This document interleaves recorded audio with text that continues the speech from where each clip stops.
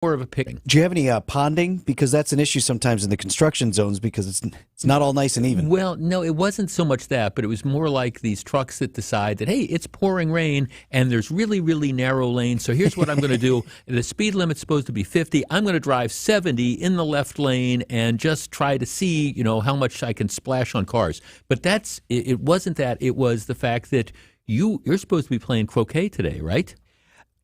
Fundraiser for Penfield Children's Center, which is a wonderful place that helps children with varying disabilities throughout southeast Wisconsin, and they do great work. Now, the important thing to note, Jeff, is the good work that we did is already done. The funds have been raised. So whether or not I actually end up playing croquet with Sandy Max and our teammates at 101.7 The Truth this afternoon as well, it is really a non-factor. But regardless, it's going to be soggy. Well, because this was a fundraiser that was set up earlier in the year, and actually one of our salespeople said, "Can you give it a plug and stuff?" And I mean, it's a wonderful thing. It's going to be held at the Estabrook Park Beer Gardens, kind of right down the street from Radio City and all. And I had intended to go earlier on this year, but you got rained out. We got washed out on that one. And then I'm driving kind of by Capitol Drive, not that far from where Estabrook Park is, and boom, it's just pouring rain. So do we know for sure whether it's going to happen or not yet, or is it? I think they're going to make a call at 2:00, so I'll make sure that you know about that, and you can share that with folks who might be listening. Otherwise, we would love to have you. We encourage folks to come out, network, meet the folks, come on out, have a beer with us at the beer garden, have a brat, have some pretzels, all good. Right. But we'll make a final call. I'm told the folks at Penfield will as to whether or not we're going to still gather this afternoon one way or another. Again, as far as the croquet, I can take it or leave it on a good day, much less in rain. Good enough. Well, it's a wonderful event in Penfield.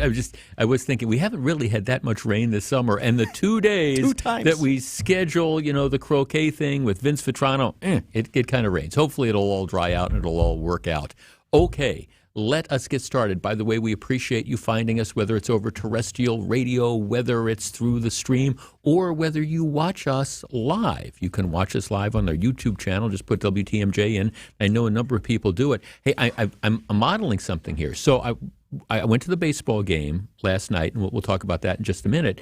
But, in the middle of the game, my wife and two of our friends, Tammy and Patty, disappear. They're just gone for a while. I figured they'd kind of come back, and they actually do. They had gone up to the new X Golf that is in American Family Field, because one of Tammy is a golf teacher, professional golf teacher. So she wanted to see what X Golf looked like. So the three of them went up, and they just had a great time. And Fran comes back. We get home, and we had done a little bit of tailgating, so we're unloading the trunk, and there's something in there that was not in there when we left. And it's because my lovely wife, who does not buy many clothes for herself, but she likes to shop for me, she bought me this really cool Brewers X Golf jacket. So if you're watching us on our YouTube channel, I'm going to model this here. That's it.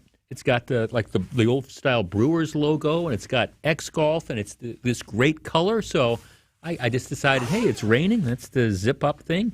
Decided I had to wear that. So I appreciate that very, very much. You can check it out. It's always fun. You go to the ball game, you never know what you're going to come back with. In this case, I came back with a great windbreaker jacket that I will wear quite a bit. All right. So we're at the ball game. I was telling Steve and Sandy the story. It was unfortunately another one of these clunker performances that the Brewers turn in all too often. I'm not taking anything away from the season. They won the Central title third time in 6 years. That's great for a small market team. The pitching on this team has been outstanding. They've had some clutch hitting, but oftentimes they throw in these clunkers. And last night was one of those clunkers, where it's kind of like they just want to get the game over with, and they swing and pop up, and then the next guy comes and swings and pops up on the first pitch. It's kind of like, okay, let's get to the post-game meal. But what happened, of course, was the Cubs, who were ahead 6-0, they ended up choking away the game. And right as the Brewers were losing, the Cubs ended up losing. So that means the Brewers win the Central Division title, and there were all the celebrations, and the loss on the field to St. Louis becomes immaterial. So I guess all's well that ends well. Now, last night, I forget what the exact attendance was. It was around 35,000. Lots and lots of people, in the stands hoping to see them win, but happy to see them clinch. And I was thinking as I was walking through the stadium, and I was looking at all the different people that are employed on game days, from the gal that, takes your parking pass to get into the parking lot, to the guys and gals that are parking you in the parking lot, to the, ushers, to the security people, to the people who are working, at the various stands, selling brats and selling pizzas and selling beer, to the people that are, again, cleaning up, in the bathrooms and things like that. I mean, you're talking about a small city worth of people who come and work. So the 35+ thousand people who were at the game yesterday could enjoy that. So it was a very, very cool thing. And, plus I got a chance to see, there were 35,000 excited fans that were out there. And I know for every one of the 35+ thousand people that were at the game last night, there were thousands and thousands of more who were either watching the game on television or listening to the game on WTMJ, not just in the state of Wisconsin, but all across the country, maybe even all across the world, who were supporting the Brewers. And it was this really, really good, feel-good moment. And I got to thinking about the larger issue going on with the Brewers. Now, we've talked about the economics. In order for the Brewers, at least to guarantee that they're going to stay, they are tenants in American Family Field. We've discussed this. There is going to be an obligation for the owners of American Family Field, which is the state of Wisconsin, to provide updates to the mechanicals of what is now a 20-plus-year-old, building. And we've been talking about, is it going to be $500 million? Is it going to be $600 million? Where is the money going to come from? The latest plan, has the Brewers putting up about $100 million and various government entities, but in one shape or form or another, it comes back to the taxpayers providing the money to make the improvements to American Family Field. Now, people argue it's not going to be a net cost to the taxpayers because a large amount of the state dollars that are going to be paid are going to come from taking the income tax that the players, both the Brewers and the visiting team players, pay when they perform, when they play the games. They have to pay a portion of the state tax. But regardless, I mean, there is going to be an outlay of money to do that. But, as I was looking at all the people who work at the stadium, all the people who enjoy coming to the games or supporting the teams in various fashion, as we were walking out to the car in the parking lot, I was walking past the line of all the different buses and vans from all the different bars and restaurants, and there must have been, there was a dozen if there was one, and there was probably more than that, from all the different bars and restaurants, the buses, the shuttles, etc. And these are people that are going to these places. They're having dinner, they're having a beer or whatever. They're taking the shuttle over. Then they're going to be going back and presumably having a beer, maybe a sandwich or whatever. So, you've got people that are supporting the economy, the local economy, by taking those shuttles and patronizing those places. And I guess my overall thought was, who really thinks that it would be a good idea to let the Brewers leave town, to not make the improvements that you need to keep Major League Baseball in this community for the next 25 years? Our number is 855-616-1620, which is the Old National Bank talk and text line. Big league cities, want to have professional sports, whether it's basketball, whether it's football, whether it's hockey, or whether it's baseball. Wouldn't it be an absolute travesty to not make the improvements to American Family Field, a facility that is owned by the state of Wisconsin? Wouldn't it be an absolute travesty to have the Brewers leave, to deprive people of events like last night, or that you see, 81 times a year? Now you're going to see it more because you've got these playoff games. You've got the excitement. You've got the energy. You've got people spending money. You've got people who are employed at the stadium. How could we not make improvements to the stadium to guarantee that's going to continue for the next 2.5 decades? 855-616-1620. Could we seriously let the Brewers leave? Let's discuss.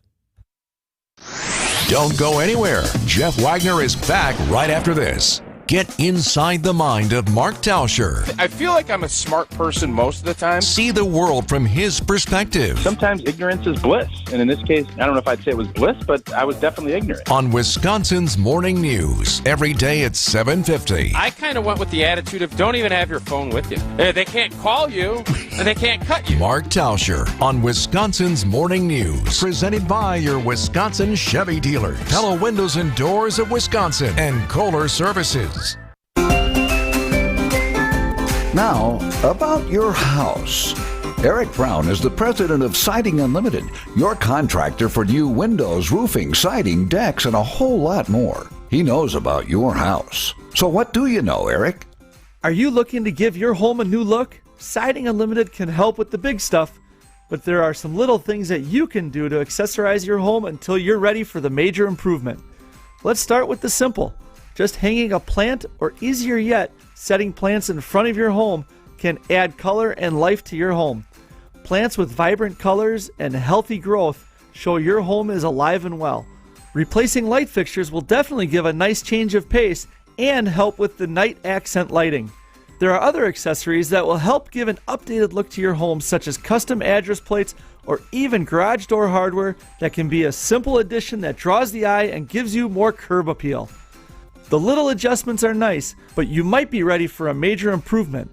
There are newer styles and colors in siding products, window and doors, as well as roofing products that can make your home pop and neighbors impressed. Siding options include different looks with shake siding such as hand split, stagger edge, straight edge, perfection shingles, and natural colors that really stand out. Sometimes new windows and doors can give such an elegant look because the glass alone is so crisp and clean. Whether you try the little things or call Siding Unlimited for the bigger projects, there are different ways to give your house a new look. Sometimes it's just time for the major improvement. Eric and his crews at Siding Unlimited are your go-to contractor here for replacement windows, roofing, decks, and, of course, siding. They are the best, as acknowledged by the many rewards their suppliers have conferred upon them. Now, take the next step. Check them out at sidingunlimited.com. Siding Unlimited. Siding and a whole lot more. Back for more. Here's WTMJ's Jeff Wagner. You know, there's some of these amateur economists out there who say, well, there's no value, independent added value to having the brewers in the community because people have X amount of dollars that they are going to income that they're going to spend on entertainment. So the argument is, if you didn't have the brewers, they'd find some other way to spend the money. Well, I'm just telling you. Okay, it's a rainy Tuesday night.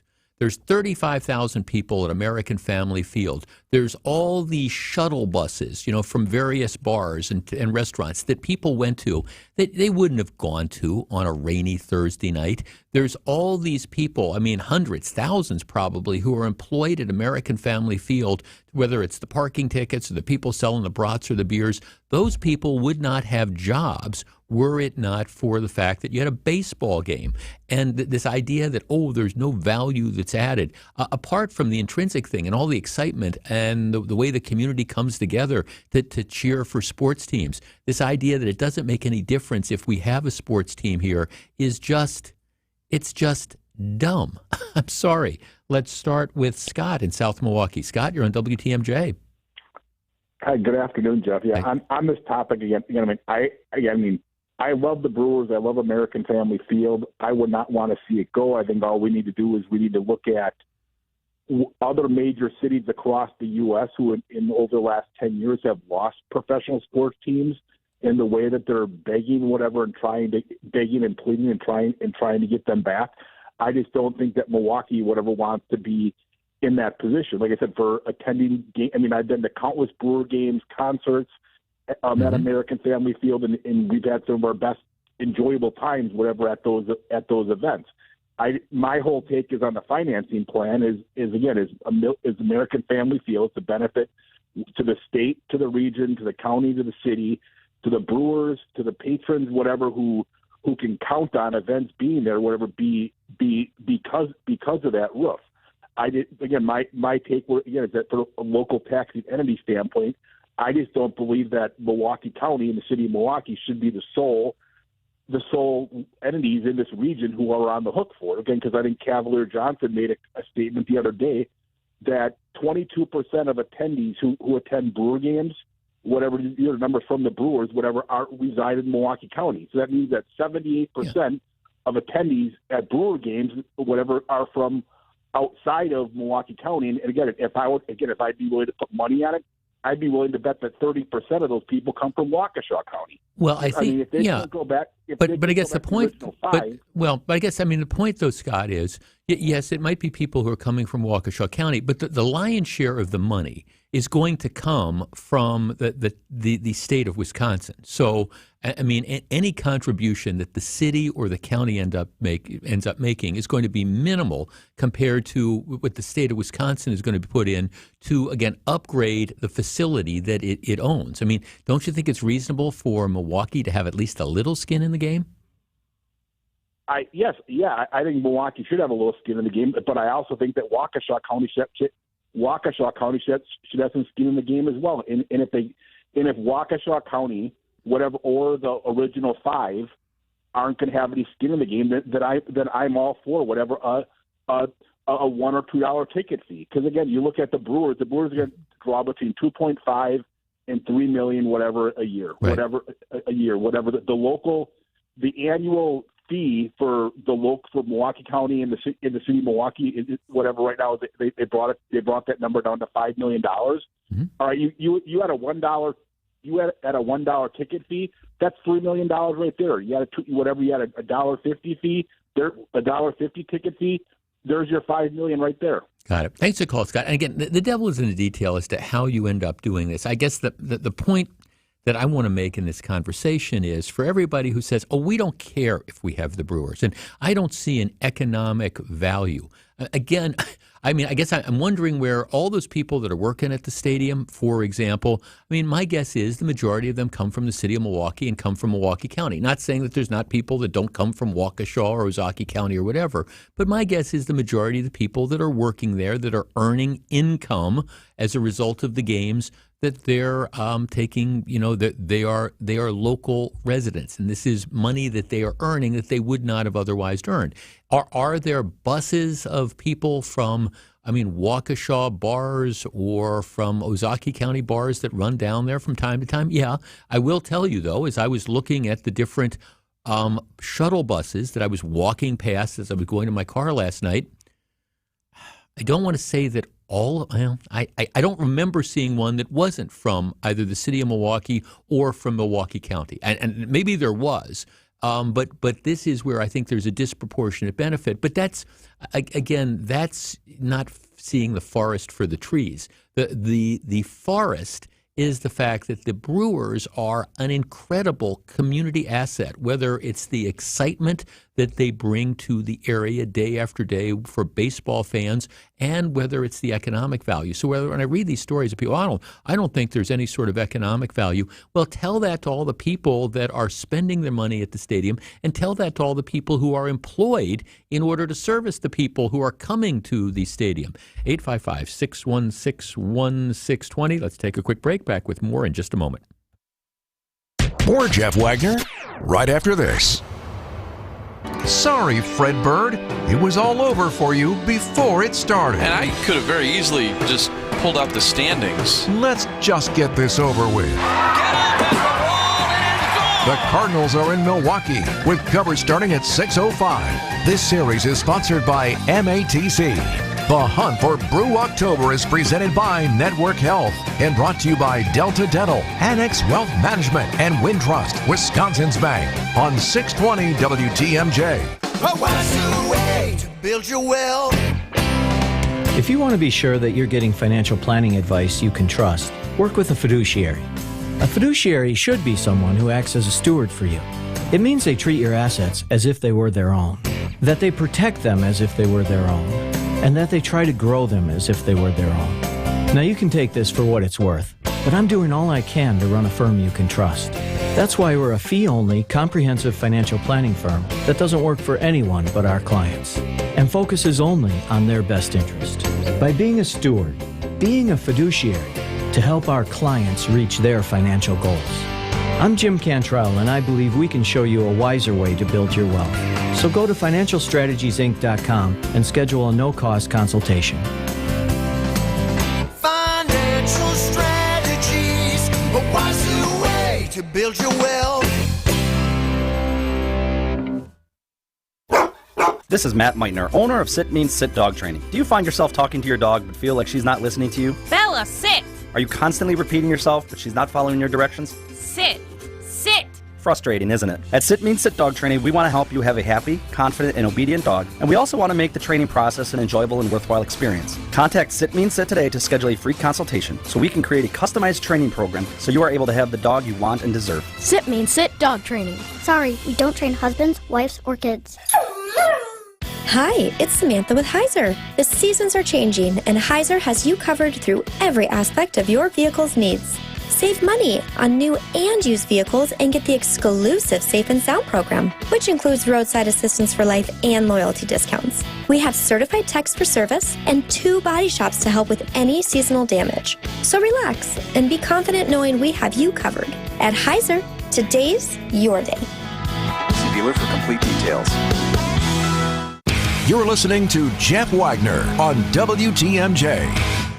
855-616-1620. I was just telling the story. Going to the ball game last night, and the Brewers lose, but they clinched the NFL, the NL Central title. Big celebrations. But I was just looking at all the people that are employed at the stadium, all the fans that were there spending their money. I'm sorry, I just don't understand how anybody in their right mind can think, oh, this community, this region, this state is better off if we allow the Brewers to leave because we don't make the improvements over the next 20 years that need to be made in order to keep them there. And again, the stadium is owned by the taxpayers.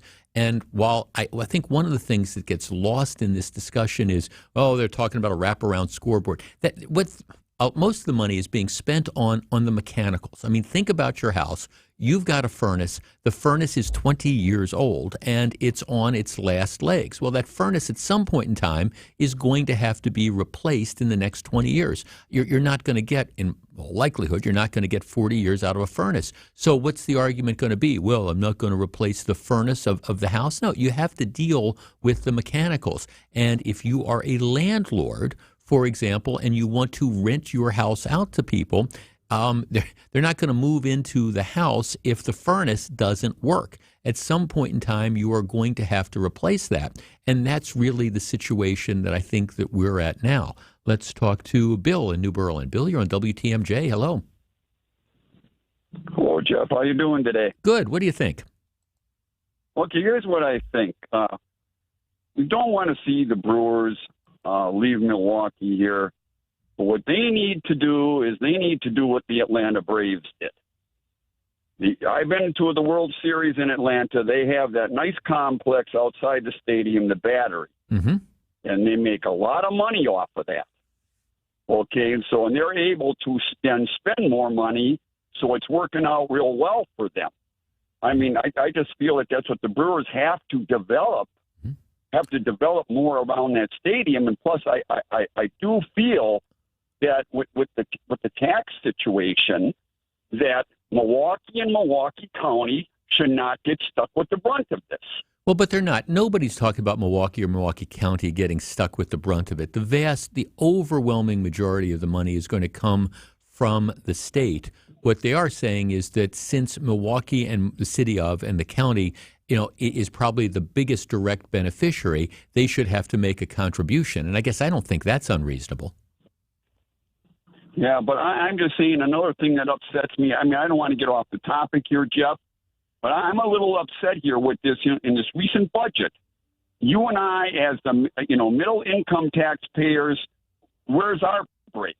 Okay, we didn't get one. Okay, well, thanks for calling. But again, I don't want to go too far off topic, and I agree. Governor Evers should not veto the Republican legislation that will reduce the tax bracket on people who make between $27,000 and $400,000. He's making a mistake. You were using Atlanta as an example. I'll give you 2 examples closer to home, and because I don't disagree with the idea that I would love to see development in that area, whether it's in all the parking lots or whether it's in some of that space on the other side of the freeway. I'll give you two closer examples in Atlanta. Look at the Deer District.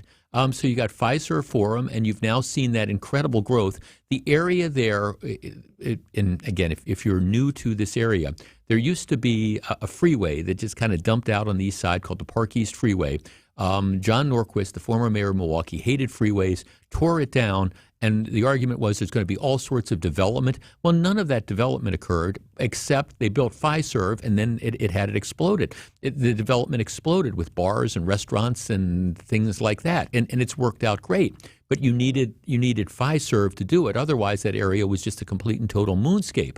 I'll give you another example of development, and that's up in Lambeau Field. I mean, look at what the Packers have done with that whole Titletown district. Anybody that's been up there, it's just amazing. You got the Packers Hall of Fame. You've got, all these bars and restaurants that are there. You've got hotels. Now, it's Lambeau Field. I get that Lambeau Field is iconic. I get that the Packers are on a different level of sports teams than the Brewers are. But I agree with you. I would love to see some sort of development. Now, you would need a change in legislation to allow that, because my understanding is in the enabling legislation to American Family Field, then Miller Park, they're not allowed to do that. So you need a legislative change. But I don't disagree with you. I mean, I think a lot of that space, I think we talked about this a week ago or 2 weeks ago. I mean, just having all this space available for parking that goes unused a lot of times, I think it's a waste of space. I would love to see some sort of development that's out there that would, again, help generate revenue to make improvements and things like that. Let's talk to Paul on the North Shore. Paul, you're on WTMJ. Jeff, thanks for taking the call. Sure. I'm all for the financing and the help. Sure, it's a billionaire owner. It's a major sports franchise. But at the end of the day, it's a quality of life issue for the region in southeastern Wisconsin. And to your point of all the people that work there, they rely on it. And there are so many quality of life programs in the region that we probably don't even know about or utilize. But that doesn't mean that somebody's not benefiting from them. And it doesn't mean that it helps, a lot of people. It's kind of the, rising tide rises all boats. So, yeah, it would be terrible to lose them. And at the end of the day, it's quality of life for the whole region. I mean, thanks to Caldwell. I agree, and I think that's what gets lost in this discussion. And it kind of hit home. And I understand. Look, I was doing a radio show back when we had the whole debate about Miller Park, and as I say this, I still have the psychic scars on my back from all this. I'm in Racine. I don't want to have to contribute a 0.05%. I don't want to pay anything for that. I don't get any benefit of it. I think, objectively speaking, it's tough to argue that this community is not a better place. The community, the region, the state is not better off because we have had the Brewers here with Miller Park, now American Family Field, over the course of the last couple decades. I mean, I understand that there's some people who still resent having to pay a little bit to contribute to that, but in general, for the benefit of the whole region, financially and in that kind of psychic sort of thing, I think would we have been better off if you had no Major League Baseball, no facility, because County Stadium was on its last legs, no facility to hold concerts and things like that, just this decrepit thing? Would we have been better off with no baseball, no American Family Field or Miller Park? And unless you're really, really a hardcore, I hate all of this type of stuff, it's tough to say, yeah, we'd be better off. And I guess I apply that same sort of logic to this conversation. And again, if you don't believe me, come out to one of these playoff games, all right? They've got at least 2 home playoff games that are going to be next week. My guess is the stands will be full. There'll be 40+ thousand people that will be there. There will be hundreds, if not thousands, of people that are working to support and service the people that are spending money there. Everybody, especially if they win, is going to be in a good mood, at least all the Brewers fans that are there. The bars and restaurants in the immediate area, they're going to be packed. And it's entirely possible that there might be bars, restaurants, other places that are going to be running shuttles from outside the 5-county area. Look at all that's going on and then ask yourself the question, all right, is the community, is the state better off that we have stuff like this going on, or would we be better off if this was just empty? We're not putting any sort of money into it. There's nothing going on here other than maybe a couple concerts or something, during the course of the year. Ask yourself if we would really be better off. And then I think you get the obvious answer. Back with more in just a minute. This is Jeff Wagner, WTMJ. Stick around. Jeff Wagner is right around the corner. Tune in on Sundays at 10 a.m. for the AccuNet Mortgage and Realty Show. Join AccuNet's Brian and David Wickert for the most up-to-date information on mortgage trends, along with timely news on the real estate market. The housing market is in flux, but the national headlines don't often fit local market conditions. Find out what's really happening on the front lines of real estate and mortgage financing in Wisconsin and make better decisions by tuning in every Sunday at 10 a.m. The AccuNet Mortgage and Realty Show with Brian and David Wickert on WTMJ. I thought I was going to have to go through a hip replacement or some painful, unsuccessful surgery or be crippled the rest of my life. Electrical engineer Dan Vogler had awful arthritic pain in his hips. Pain that not only affected him physically, but also emotionally. And it spilled over even to his relationships. I was almost mean. If you're in pain and other people don't sympathize with it, you're lashing out at the wrong people. But then Dan found QC Kinetics. With the latest advances in regenerative medicine, non-surgical treatments with lasting relief. I felt immediate relief. I mean, within half a day, much of the inflammation and pain was down. And today, Dan says he's totally pain-free, living the life he wants. At the end of the fourth treatment, I felt pretty much healed and enthused and was raving about QC Kinetics. I can recommend them highly to anyone. Call QC Kinetics now for your free consultation. Call QC Kinetics, 414-285-3474. That's 414-285-3474. 414-285-3474.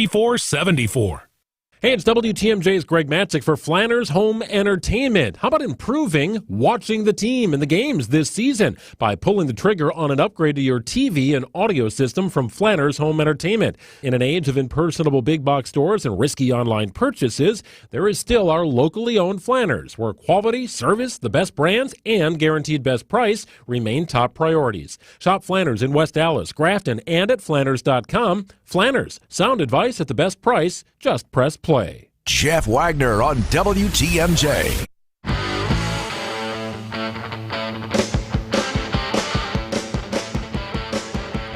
Somebody asked, if the Brewers leave, what is the plan for the stadium? No, there's no plan for the stadium. I mean, there's no plan for the stadium. And by the way, if the Brewers leave, you still have to make updates and improvements. See, that's one of the things that gets lost in this conversation, is that a lot of the money that they're talking about over the course of the next 20 years is to deal with the mechanicals of the stadium. And I know I'm repeating myself, but if you have a house and you replace your furnace, or you replace your water heater, or you replace, I don't know, fill in the blank, your air conditioning unit, whatever this is, you're going to get useful life out of it, right? And maybe you expect your furnace or your water heater to last 15 years, or maybe expect it to last 20 years, and maybe you get 25 years out of it. But at some point in time, nothing lasts forever, and you're going to have to replace that. So you have this stadium that's out there that's owned by the taxpayers, and unless you're just going to, I don't know, let it sit idle and deteriorate and become Northridge, you're going to have to continue to make improvements. Okay, you decide we're not going to commit to the Brewers, we're not going to invest this. All right, so then you've got a stadium. You don't have any major tenants in it. I guess, you could, stage flea markets or something there. But sooner or later, you're still going to have to pay for the infrastructure to, keep it there. So now you're not going to have anything going on. Maybe you'll have, again, the occasional concert that's going to be there, but you're going to use it, I don't know, a handful of times a year, so it becomes Alpine Valley instead of the thriving thing. Alpine Valley, which continues to be, it's been a dump for the last 40 years. So it's really, really busy, a handful of times it is used during the summer, but as a general rule, I mean, it sits idle. So do you really want that to happen to American Family Field / Miller Park / whatever? I guess I just do not see that. Okay. 855-616-1620. Here's the breaking news. Travis King. If that name is not familiar to you, Travis King is the American soldier who went AWOL and fled into North Korea 2 months ago. What ended up happening, and people will remember the story, Travis King was stationed in South Korea. He's a private. He was, not exactly an ideal soldier. He'd been involved in a number of, incidents. He was in military. He was in detention for getting into fights and things like that. He was released on July 10th. He was being sent home to Fort Bliss, Texas, where he would have in all likely faced additional military discipline and discharge from the service. So what happens is they drop him off at the airport, but the MPs don't guarantee that he gets on his flight. The idiot, the idiot decides that he's going to bolt from the airport, somehow gets himself to Panmunjom, which is a border. It's on the border between South Korea and North Korea, and then he flees across the border into North Korea. Okay, good move there, buddy. And now for the last 2 months, you've had this kind of international incident going on with he's fled to North Korea. We do not have diplomatic relationships with North Korea, which is a rogue nation. And so, the question is, what ends up happening now? Initially, North Korea was saying, yes, we have him, but he came here because he was, fleeing, the racism and inhumanity of the American military. The story today is that, I guess, because of the intervention of Sweden and China, they have assisted in facilitating the return of Travis King to U.S. authorities. And the story now is that apparently he is now back in custody. They have exiled him from North Korea. In other words, he has been deported, and I think at this point in time, he is, back in the custody of the U.S. There's no word on whether or not there was any quid pro quo. There's no word on whether, at least at this point, the United States was supposed to pay North Korea money or anything. So there's no suggestion of that. But now Travis King is back in U.S. control. Our number is 855-616-1620. That is the Old National Bank talk and text line. All right, the guy created an international incident. My question to you is, what do we do with him now? Now, my answer to this is probably going to be the easiest answer I come up with over the course of the 3 hours of this program. But what should happen to Travis King now that North Korea has returned him to U.S. custody? 855-616-1620. We discuss.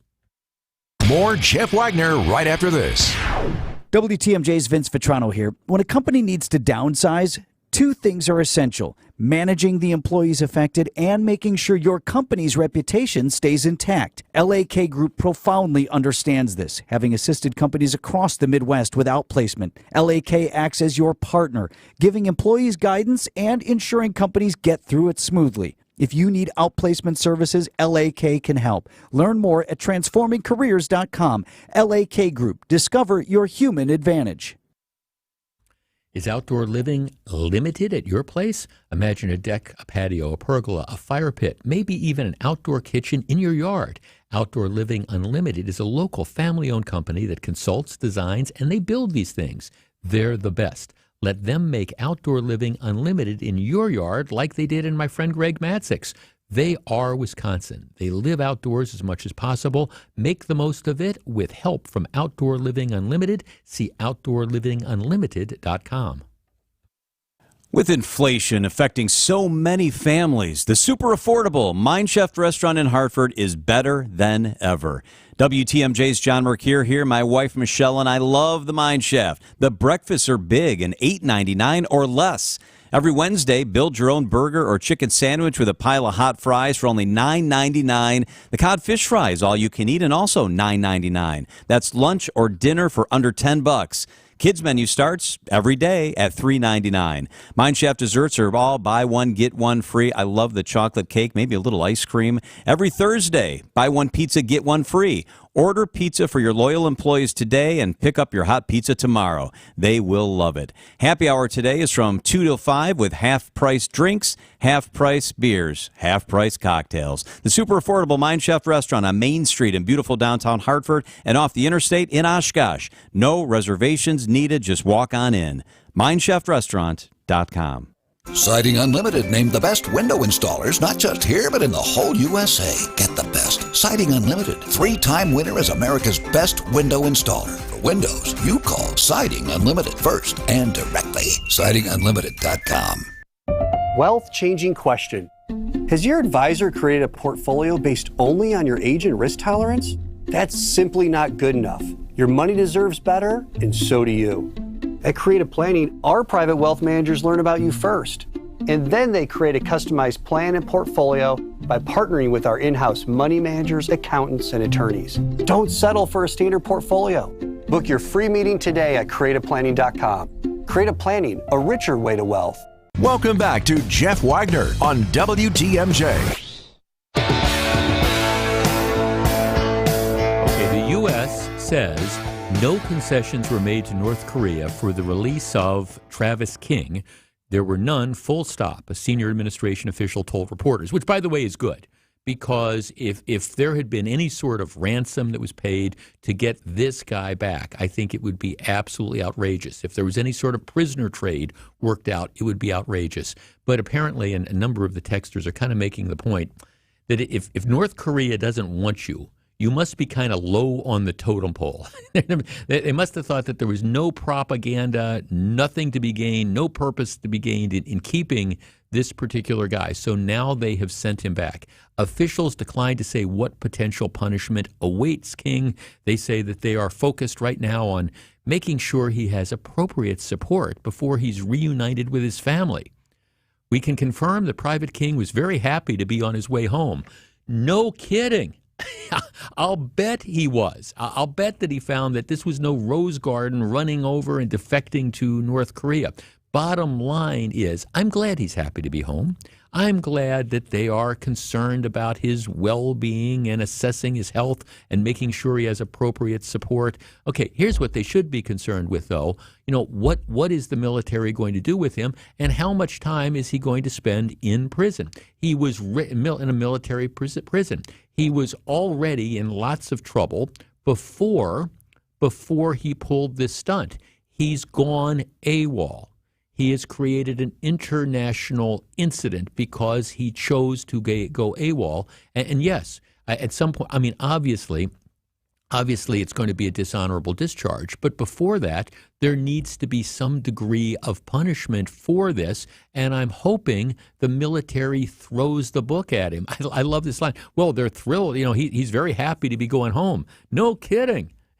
No kidding. Jeff, as a veteran, I believe he should be court-martialed and serve 3 years, at least 3 years, I believe, of hard labor. Jeff, first and foremost, never trust him unsupervised. The best way to accomplish this is a long-term residency at Fort Leavenworth. Jeff, go ahead and court-martial him. He's ruined his life. Whatever is happening to him, he deserves it. Jeff, bottom line is he had absolutely no value to them, so they threw his dumb butt out. He's going to be useless anywhere he goes. I think dump him on a deserted island, give him a fishing pole. Well, no, but what you do is you bring him back, and then what you do is you court-martial him, but before you discharge him, you have some degree of punishment. Let's talk to Tom in Sun Prairie. Tom, you're on WTMJ. Hello. Hi, Jeff. Hi, Tom. It's pouring here in Sun Prairie. I don't know if you can hear it on my car or not. But anyways, first of all, you used the word outrageous a little bit ago. It's outrageous to me, Jeff, that the national media, and I just happened to tune into Good Morning America, my wife and I, this morning. They're treating this guy like he's some sort of a hero, this release. Yeah, he is just, this is a wonderful hero coming back to the United States. We're so happy for him, and you are Sis Boom Bop. I can't believe it. Really, I didn't watch Good Morning America today. Really, is that you're right? This is a guy who was on his way to getting court-martialed because he couldn't, stay out of trouble in South Korea. He goes AWOL, flees to a rogue nation. No, whatever else he is, and there's many words I would use too, Tom. He ain't a hero. He just ain't. He's not. No, Jeff, and I think everybody's kind of saying the same thing from what you've just referenced, Jody, and some of these other conversations. Turn the guy back over to the military and let them deal with him as if he had never left, and punish him accordingly. I think it's that simple. But to welcome this guy back with open arms, I think we're all nuts. Thanks. I could not agree with you more. And I guess I didn't. Again, sometimes I do watch shows like Good Morning America in the morning. I didn't see it today. But right, this is not like, oh, they grabbed somebody, some American citizen off the street and were holding them hostage. This is a loser who was already on the verge of getting kicked out of the military because he couldn't, behave, who decided that he didn't like the fact that, I don't like the fact that they're going to send me back to Fort Bliss to hold me accountable. So he defects to North Korea. No, he's many things, but anybody who would treat this guy as a hero, I think clearly, needs to understand that that's not what the case is. The guy is a criminal. He is a loser, and he deserves to be punished. And I would treat him the same way I would treat anybody else who ends up going AWOL. Maybe I treat him a little more severely because of the fact that he chose to essentially go AWOL in a country and arguably try to defect to a country that we have no diplomatic relations with, that is a rogue nation. Now, he is many things. I know the family is thrilled to have him back. Okay, but I hope that they don't get to see him, at least they don't get to see him outside of handcuffs or not behind bars for at least a reasonable period of time. And I'm certainly glad, and I will hold the Biden administration to this, they say there was no deal. We didn't pay money. We didn't make any sort of prisoner trade, because if North Korea wanted anything, I'm talking about a bag of used baseballs in return for this guy, our answer should have been no. When we come back, a lot of great stuff in the 1 o'clock hour of the program. Donald Trump, the hits just keep coming. We're going to discuss that. And how old is too old to get your driver's license renewed? All that and a lot more. Please stick around. Stay tuned. Jeff Wagner returns after this on WTMJ. We're building something in Milwaukee, and this year is going to be one hell of a monster. It's alive! This is This is the Hunt for Brew October on WTMJ, presented by Network Health, Delta Dental, Annex Wealth Management, and Wintrust, Wisconsin's Bank. I know you have a great dog, right? But you know there's room for improvement. At Sit Means Sit Dog Training, we can help. Our attention-based training system uses modern technology to help you better communicate with your dog, even in high distraction. When you schedule a free consultation with us, you will have the opportunity to see our training in action and meet for yourself our happy dogs off leash and under control. Contact Sit Means Sit today at 262-361-3641 or find us on the web at sitmeansitwaukesha.com to schedule your free consultation so you can have a happy, confident, and obedient dog. Sharpen your investment and retirement strategy at the Annex Wealth Management Navigating the Markets presentation. What are the headwinds for portfolios in excess of $1 million? Will the long-awaited recession actually happen? And what can you do to calibrate your portfolio? Navigating the Markets takes place October 5th at the Sharon Lynn Wilson Center for the Arts in Brookfield. This premier event is open to everyone. Complete details and sign up at annexwealth.com/events. The American economy is at a critical juncture. What's next? Join us for Navigating the Markets from Annex Wealth Management. Traffic is sponsored by Cedarburg PAC Inc., shining brightly for 25 years. Get your tickets now for Barbaro, featuring Cedarburg native Kyle Shellstad, performing this Friday at the Cedarburg Performing Arts Center, shining brightly for 25 years. Go to cedarburgpac.com. Before you go looking for an area rug that you'll have to settle for because you think that the one you really want will be out of your budget, come to Design Exchange, where you'll find a formidable selection of Oriental, Persian, and other wool area rug choices at 25 to 70% off retail. This is Katie with Design Exchange, where discerning buyers with discriminating tastes come to find premium home decor on consignment at a value. Design Exchange in Heartland and Pewaukee. Design Exchange.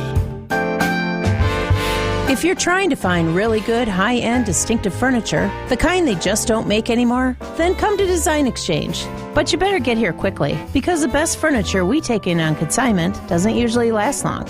It may be vintage, it may have once been out of your range, but now you'll find it's priced right. This is Katie with Design Exchange, where discerning buyers with discriminating tastes come to find premium home decor at a value. Design Exchange. It's David Nason from WTMJ's The Fix-It Show for hair construction. If your septic or mound system needs repair, residential or commercial, contact the team who specializes in them, Hair Construction. They have you covered. The friendly, knowledgeable staff at Hair Construction can guide you from a simple septic pumping all the way through an emergency repair or replacement. For all your septic needs, contact the experts at Hair Construction today, 262-968-2550, or find them online at haircorp.com. That's HERRcorp.com. Fleet Fest is kicking off this Friday for 3 days only at Fleet Farm. Find in-store only deals on top brands and fall favorites, like 10% off select hunting gear, power tools, and wild bird feed. And get 20% off select workwear and fishing gear. Plus, mark your calendars for free pumpkin painting this Saturday only from 10 a.m. until 2 p.m. Don't miss deals and fun for everyone in the family this weekend at Fleet Fest. We have what you need for your everyday life. Fleet Farm. Alleviate your pain, rejuvenate your life. Rejuvenex.com. WTMJ, W277CV, and WKTI HD2 Milwaukee from the Annex Wealth Management Studios. This is News Radio WTMJ, a Good Karma brand station. Sorry, Fred Bird. It was all over for you before it started. Let's just get this over with. The Cardinals are in Milwaukee with coverage starting at 6:05. This series is sponsored by MATC. The Hunt for Brew October is presented by Network Health, Delta Dental, Annex Wealth Management, and Wintrust, Wisconsin's Bank, on News Radio 620 WTMJ Milwaukee. At 1 o'clock, it's 64 degrees. Scattered showers throughout the day, mostly cloudy, a high of 67, down to 62 tonight with a slight chance of a shower. From the WTMJ Breaking Newsroom, I'm Greg Matzik. Well, tickets on sale right now for the Brewers wildcard playoff games next week. Still don't know who exactly they will play. Don't know the times either, and when the newly crowned Central Division champs Brewers will play. Moments later, rookie Sal Frelick was celebrating a division title. To be here and be with these guys, some of my best friends, it's unbelievable. Obviously, this is my first team, but we got guys at the trade deadline coming from other teams, guys who've been on numerous different MLB teams that said that the culture here is just so different. So just so happy to be in this organization and, to where the culture is also celebrating like this. We're going to have a blast tonight and have a blast the rest of the way. Well, and you don't have to get on an airplane for your first trip, right? So we'll be home for another week and a half, which is even better. Greg Matzik, WTMJ Sports. Thank you, Greg. Milwaukee County Executive David Crawley planning to deliver his 2024 budget address tomorrow. It will be our first look at how Milwaukee County finances will change after the state and county board approved an additional 0.4% sales tax to be implemented next year. For the first time in more than 2 decades, the county is projecting a surplus in its operating budget for next year. Crowley delivers the address at the county courthouse 10 a.m. Thursday morning. A Planned Parenthood Sheboygan facility is planning on resuming abortion services once staff become available. Those staff members in question are currently assisting at the Milwaukee and Madison facilities, which resumed abortion services on September 18th. If services resume in Sheboygan, it could become the first test of Planned Parenthood's assertion that Wisconsin's 1849 ban is not enforceable for consensual abortions. Sheboygan County District Attorney Joel Ormansky has said he would prosecute any doctors who provide abortions using the 1849 ruling as his basis. Adam Roberts, WTMJ News. This follows a number of pro-life groups calling on DAs in Milwaukee and Dane County to enforce the law. Wisconsin Family Action President Julaine Appling tells WTMJ that despite Planned Parenthood's decision to resume abortions, she believes nothing has changed legally. No judge has issued an injunction against the enforcement of the law. No judge has issued a definitive opinion that the law is not enforceable. Appling says because of that, it is time for them to actually do the right thing and enforce the law. In a statement to WTMJ, Planned Parenthood says the 1849 law doesn't apply to their services, so there's nothing to enforce. Wyatt Barmore-Pooley, WTMJ News. And plans for the new Milwaukee Public Museum get a boost today. The Kellogg Family Foundation announces a $10 million donation that brings the museum to about 60% of its fundraising goal. The museum is on track to break ground in late this year or early next. Time for news about your money. The WTMJ Annex Wealth Management Market Update. All the indices in the red again today. It's been a brutal month. The Dow currently down 239 points at 379.51. S&P also down today 26.5 points at 42.47. And the NASDAQ down about 75 points at 12,988.85.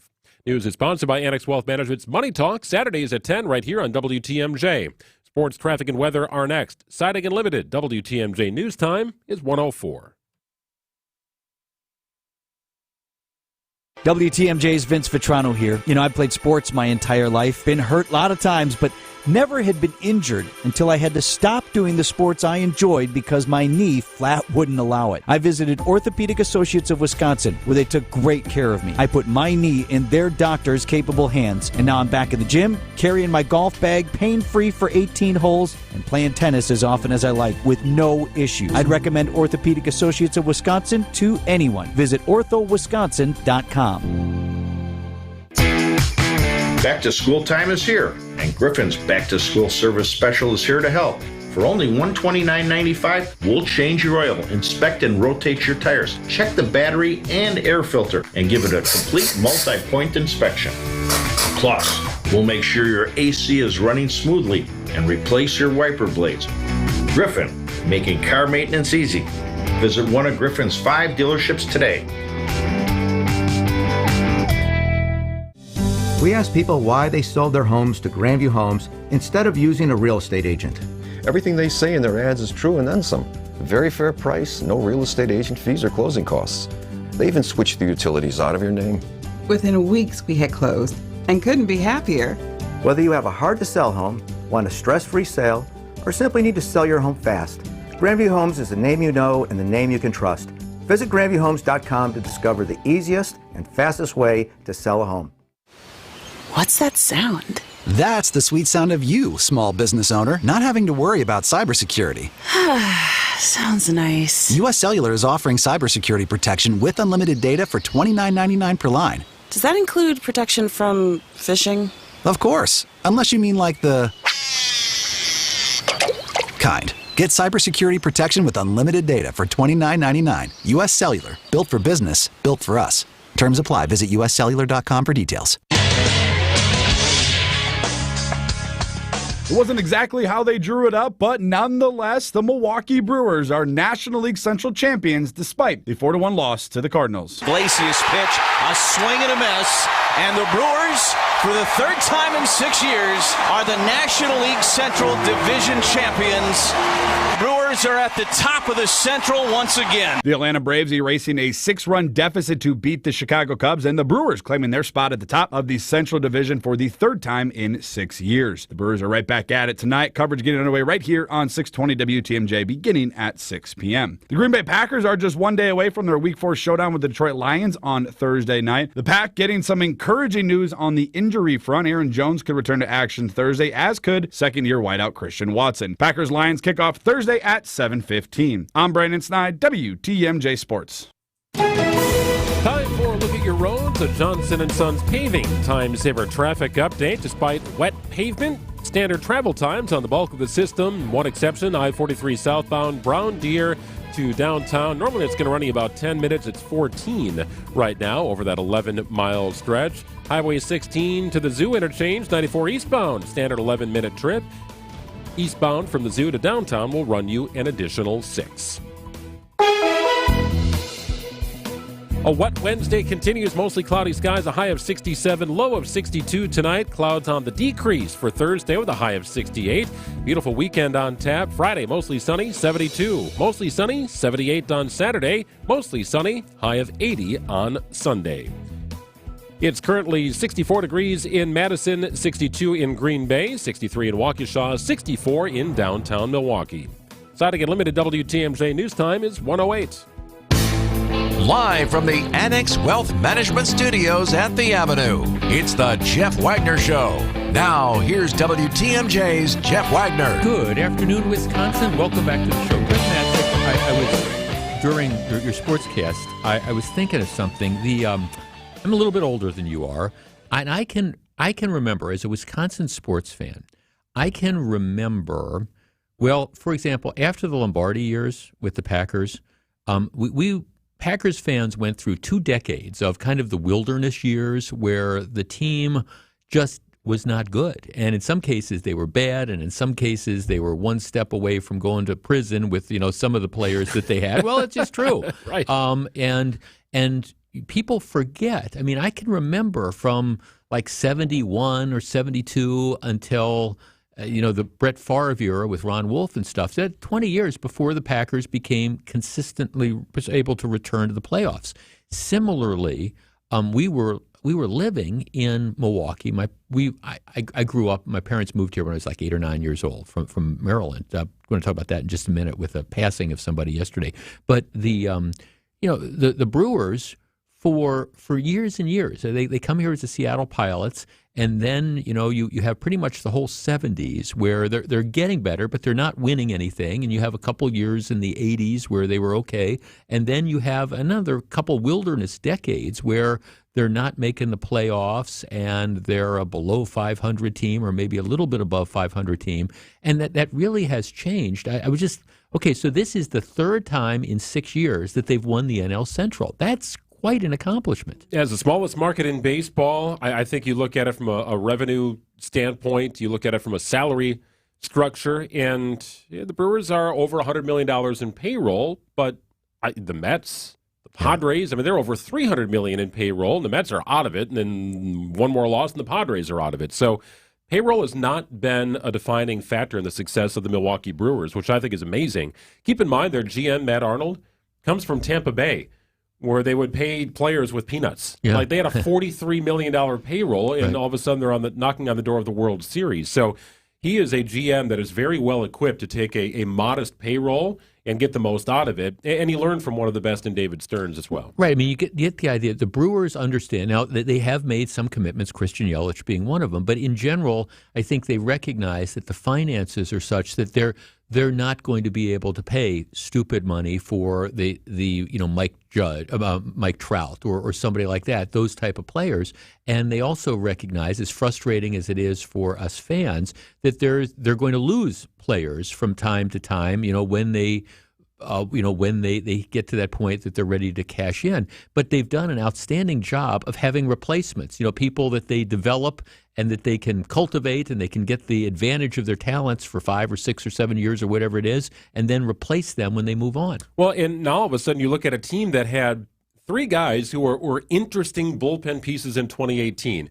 You also know them as Brandon Woodruff, Corbin Burns, and Freddie Peralta. Right. And since that time, remember, they weren't starting in 2018 when the Brewers were 1 win away from the World Series. They were relievers, but they had the stuff. And since then, they have become all-stars, and they are, I think, part of the backbone of this team, which is the pitching staff, and why any team looking at the Brewers says, we got to go through some really good arms if we're going to earn wins in the postseason. I think those guys, the overall staff, I think has been brilliantly constructed, and Craig knows how to manage them very, very well. Yeah, and you look at the bullpen as well. We were all unhappy, I think, with the Josh Hader trade that I think even the Brewers would acknowledge did not work out as they planned. But, you've got Devin Williams, you've got Abner Uribe. They've been able to find people to fill in those spots. And I just think you take a step back and say, my gosh, especially for those of us who remember, like I say, the wilderness years, 3 NL Central titles in the last 6 years, plus other playoff appearances as well. It really is a credit to the organization. Hey, the days of being excited for Jose Hernandez and Richie Sexton are long gone. Right. I mean, they're decent players, but there wasn't a lot to write home about. No, sustained success in Milwaukee for baseball, I mean, it really goes hand in hand with Craig Counsell's tenure, and we saw a little bit with Ron Renicky, but Craig Counsell's really taken this to the next level. To me, this is the golden era of Brewers baseball. We are living in it right now. This is the most sustained success this franchise has ever seen. Ever. Right. And the question becomes, can they maintain it? But I was just reading a big story in The Athletic today about how the Padres itself, the Yankees in particular, how they had self-destructed, how the Mets, largest payroll in baseball, they're a dumpster fire, and so that's it. Okay, let me switch gears completely. Growing up, did you have a favorite baseball player? Robin Yount. Robin Yount. Yeah, I mean, I just wanted to see him do everything, right? He was... he broke in as a teenager. He reinvented himself after an injury to be a center fielder, an MVP at 2 positions, always showed up, always in the lineup. Loved everything about Robin Yount. I also enjoyed Nolan Ryan. Okay. My dad was from Baltimore, Maryland. My mom was from the Annapolis area. So we moved here when I was like 9 years old. So I grew up with the Baltimore Orioles. And I mean, my first vivid memories of baseball, like when I'm 8 or 9 years old, I can remember the Orioles won the World Series in 1966, 4-game big upset. Sandy Koufax and Don Drysdale, the Orioles swept them in 4 games. It was a huge upset, and you had this Oriole team. It was Frank Robinson and Boog Powell, but the catalyst was Brooks Robinson. And if you were a kid growing up in my generation in Baltimore, Maryland, everybody wanted to be Brooks Robinson, the third baseman for the Baltimore Orioles, who had this legendary series against Cincinnati, the Big Red Machine in 1970, where he hit 429, and it was just a vacuum cleaner at third base. And so I've always had an affection for Brooks Robinson. When I was a kid, you would go back to Baltimore. He played for the Orioles for 23 years, just like Robin Yount had his entire career there, and then pretty much established. I mean, he stayed in Baltimore, and if there's a story in one of the papers today I was reading that said if you never had an opportunity to shake Brooks Robinson's hand, you just weren't trying, because he was out and about, all the time, but was very, very accessible. He passed away at the age of 87 yesterday, and it's just, again, it's these heroes from my childhood, because, like I say, everybody wanted to be Brooks Robinson. He was just an amazing player. Pretty cool stuff. And look at where the Orioles are right now. I mean, you talk about a potentially dramatic story developing. Win one for Brooks here. They lose one of their franchise icons.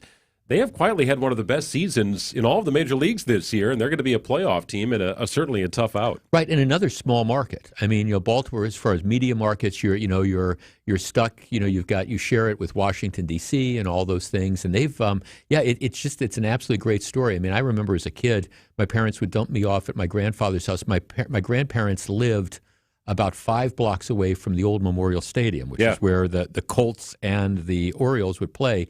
And my grandfather would walk. Some of my fondest memories.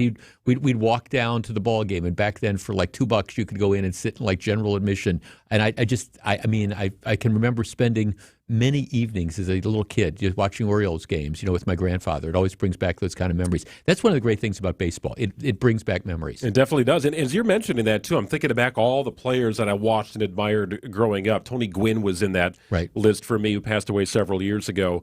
But anytime a conversation about the best third baseman in baseball history came up, Brooks Robinson was at or near the top of that list for defensive third baseman. Just brilliant. I've never been next August. I'm going to Cooperstown. I've already kind of looked at the trip. I've started the Baseball Hall of Fame, but Brooks Robinson is in there, and he was. It's great to self-deprecating guy.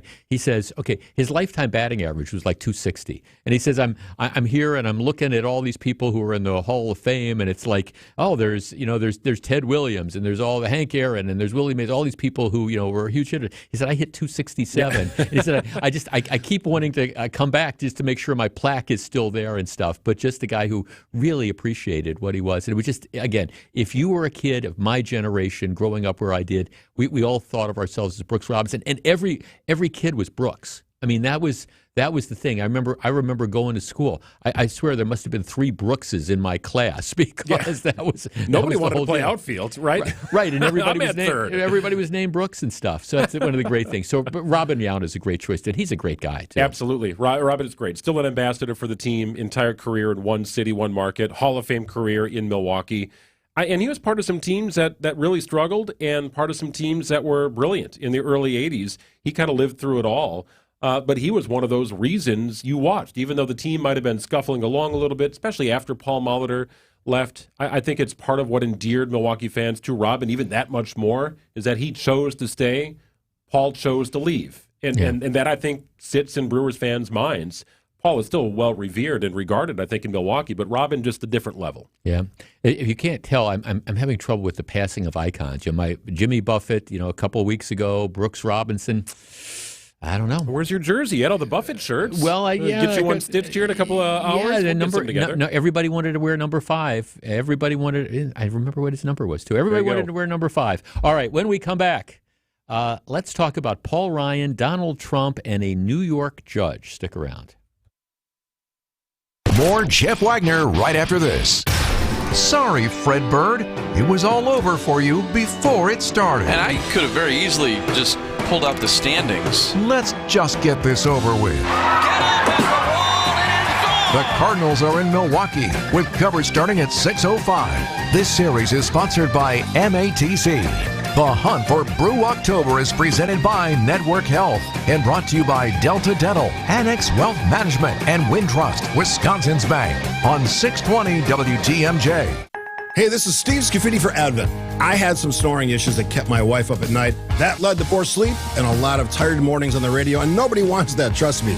Put it simply, my nose wasn't working the way it should. I decided to go to Advent for a quick 30-minute visit, one of their great facilities, talk to a bunch of their doctors. They really put me at ease. After a really simple sleep study at home, in my own bed, they determined the root cause of my problem had to do with my sinuses and nasal passages in my breathing triangle. I didn't even know I had a breathing triangle until I went to see Advent. After a short procedure done in office, I'm back to breathing well, and my wife and I are both back to sleeping through the whole night. The best sleep we've ever had, that could be you. If you struggle with restless nights like I did, take the time to see how Advent can help. To find out how breathing well and sleeping well can make your life and your nights a whole lot better, go to AdventKnows.com, schedule an appointment today. Because Advent knows, when you breathe well, you live better. AdventKnows.com. Charge into October. Get your Brewers postseason tickets now. Secure your spot and prepare to unleash chaos. Make mayhem, and watch stars come to life in the spotlight of postseason baseball. The Brewers' moments you live for are coming. Make sure you don't miss a single pivotal pitch or season-changing home run. Get your Brewers postseason tickets now at brewers.com/postseason. Radon. It's in your home, and Lifetime Radon Solutions can get it out. Hey, it's WTMJ's Greg Matzik. The radon levels in our Menominee Falls home were too high for our comfort level. Lifetime Radon Solutions installed a mitigation system in less than a day to put our minds at ease. Radon's the second leading cause of lung cancer in the United States. Call Lifetime Radon Solutions today for a free home test with no strings attached. Mitigation systems start as low as $9.95. Take care of your family and do what we did. Call Lifetime Radon Solutions today. LifetimeRadon.com. Welcome back to Jeff Wagner on WTMJ.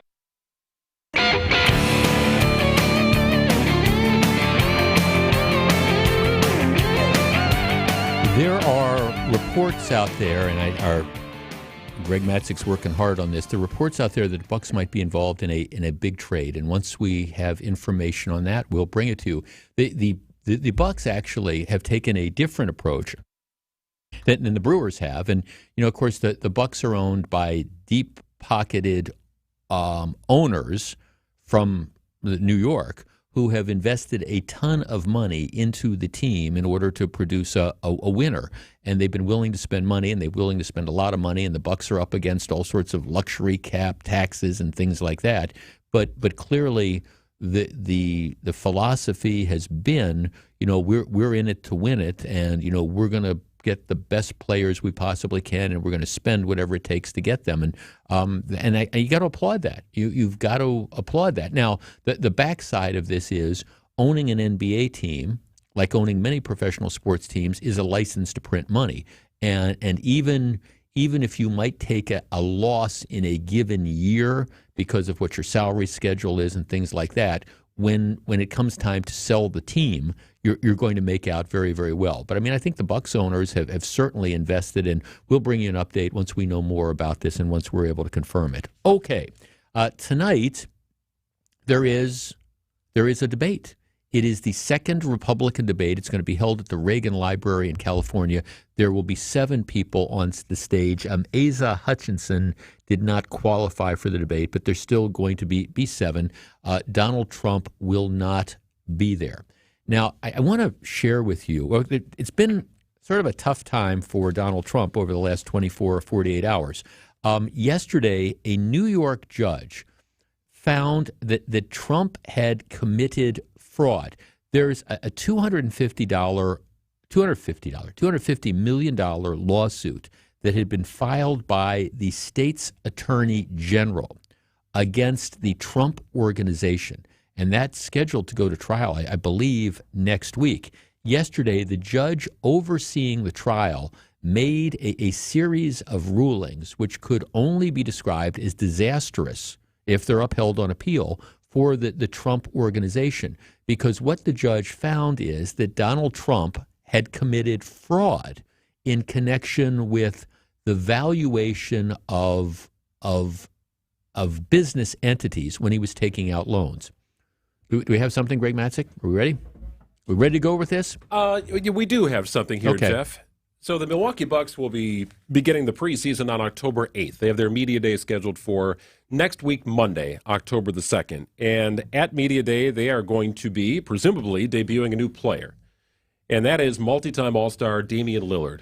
From he Portland. is being traded to the Milwaukee Bucks, according to NBA insider Adrian Wojnarowski. It's a part of a 3-team deal involving the Bucks, the Portland Trail Blazers, where Lillard has played every minute of his career, and the Phoenix Suns. So names and players leaving Milwaukee include Drew Holiday, who will be going to Portland as part of the deal. Grayson Allen will be going to Phoenix as part of the deal. There are some draft considerations as well down the road. We're talking about 2029 and 2030 for some draft swaps and first-round picks and so on that will be leaving Milwaukee.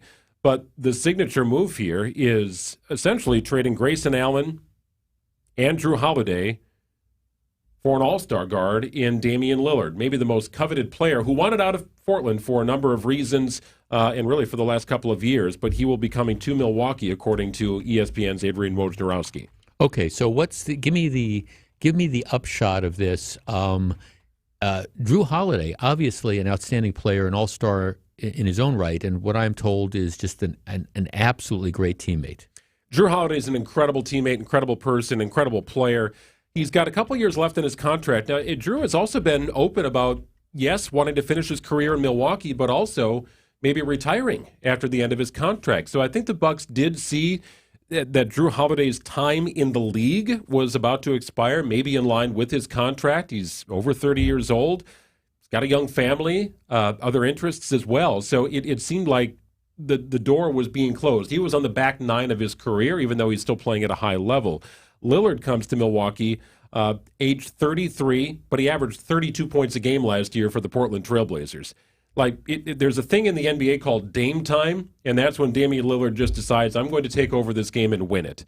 And he is an offensive threat unlike anything the Bucks have ever seen at the guard position. Ever. He's just that good of an offensive player, even at the age of 33. He is a transformational player to the Bucks offense. So what you have is the Bucks, who are clearly, I was just talking about a minute or two ago, I mean, clearly they view their window of opportunity to be next season and the season after that. They're obviously trying to show Giannis that they are serious about winning. So bringing in one of the premier guards in the league, even if they have to give up a Drew Holiday, is clearly one of their ways of saying, "Hey, look, we're all in." I think any move the Bucks make, and I mean any move, has to be run through one filter. Will this help us keep Giannis? And if the answer to that question is no, you don't do it. If the answer to that question is yes, you try and get that deal done. People will use his brother as an example. I don't know that Thanasis is an NBA caliber player, but he's on an NBA roster because he's Giannis's brother, and he is the perfect guy for that locker room and to help keep Giannis in check a little bit. So I would run this through a similar filter. The Bucks are an aging franchise, very talented, but Brook Lopez, mid-30s. Drew Holiday, a little older.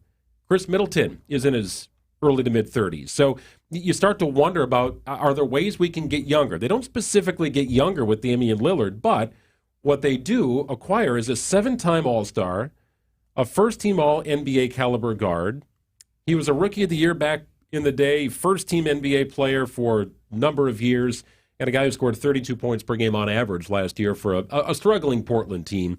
He is going to find his life a little bit easier, I would think, playing alongside Giannis. I don't mean to put you on the spot. Contract, how long is he under contract? Do we know that? That I have to look into here. It. I'm not sure exactly the details on what Lillard's contract situation is right now, but I do think it's worth noting that Drew Holiday just had a couple years left on his contract. And remember, the Bucks traded a boatload, 3 first-round picks to get Holiday, and that was also a transformational trade because it helped key the Bucks' NBA title run.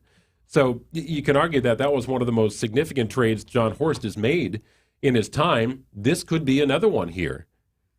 Right. Yeah, I think I'm looking 4-year, $176 million contract, all of which is guaranteed, but I'm not quite sure when that free agent in 2025. After the 2025 season. So he's got 2 seasons left under his current deal at roughly $46 million on average. Right. So clearly, I mean, they're in it right now. This is what the step they think they need to make to get to the NBA championship. He is an explosive scorer, an incredibly explosive scorer. What the Bucks lose here is one of the premier defenders in the NBA at the guard position. And I would say even Grayson Allen was a pretty good defender. However, teams hunted him a little bit in the postseason because his size. He could hit open threes. It wasn't a bad fit. I would say not a great fit either. I don't think the Bucks are going to miss him quite as much. Losing Drew is significant. Gaining Damian Lillard, also significant. I never met Drew Holiday. I met his wife a couple times. Delightful Spectacular woman. people. Just a really, really nice woman, nice family and stuff like that. I saw him at a pool a couple times. And so I never met him, but I met her and I met her father and stuff, the family. Just a wonderful, wonderful family. Yeah, so we'll see. Now they need to sort of pick up and move move off to Portland, I guess. And that might be the last stop in Drew Holiday's career. So if you're just joining us here right now, according to ESPN NBA insider Adrian Wojnarowski, the Bucks are acquiring 7-time All-Star guard Damian Lillard from the Portland Trailblazers as part of a 3-team trade. Leaving the Bucks are guard Drew Holiday. He'll go to Portland as part of the deal. And guard Grayson Allen. He'll go to Phoenix as part of the deal. The Bucks are also giving up a 2029 first-round draft pick to acquire Lillard, and there is a pick swap in the 2029-2030 NBA drafts. Worry about that 5 years down the road. That's down the road. Those could get traded 5 times till Sunday.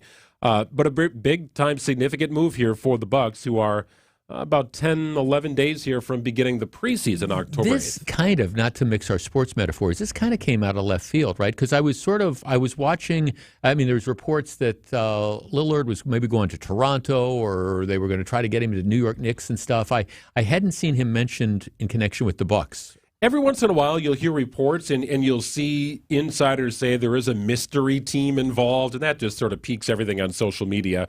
But yes, the Miami Heat, the Toronto Raptors were considered to be in the mix to acquire Lillard, who wanted out of Portland.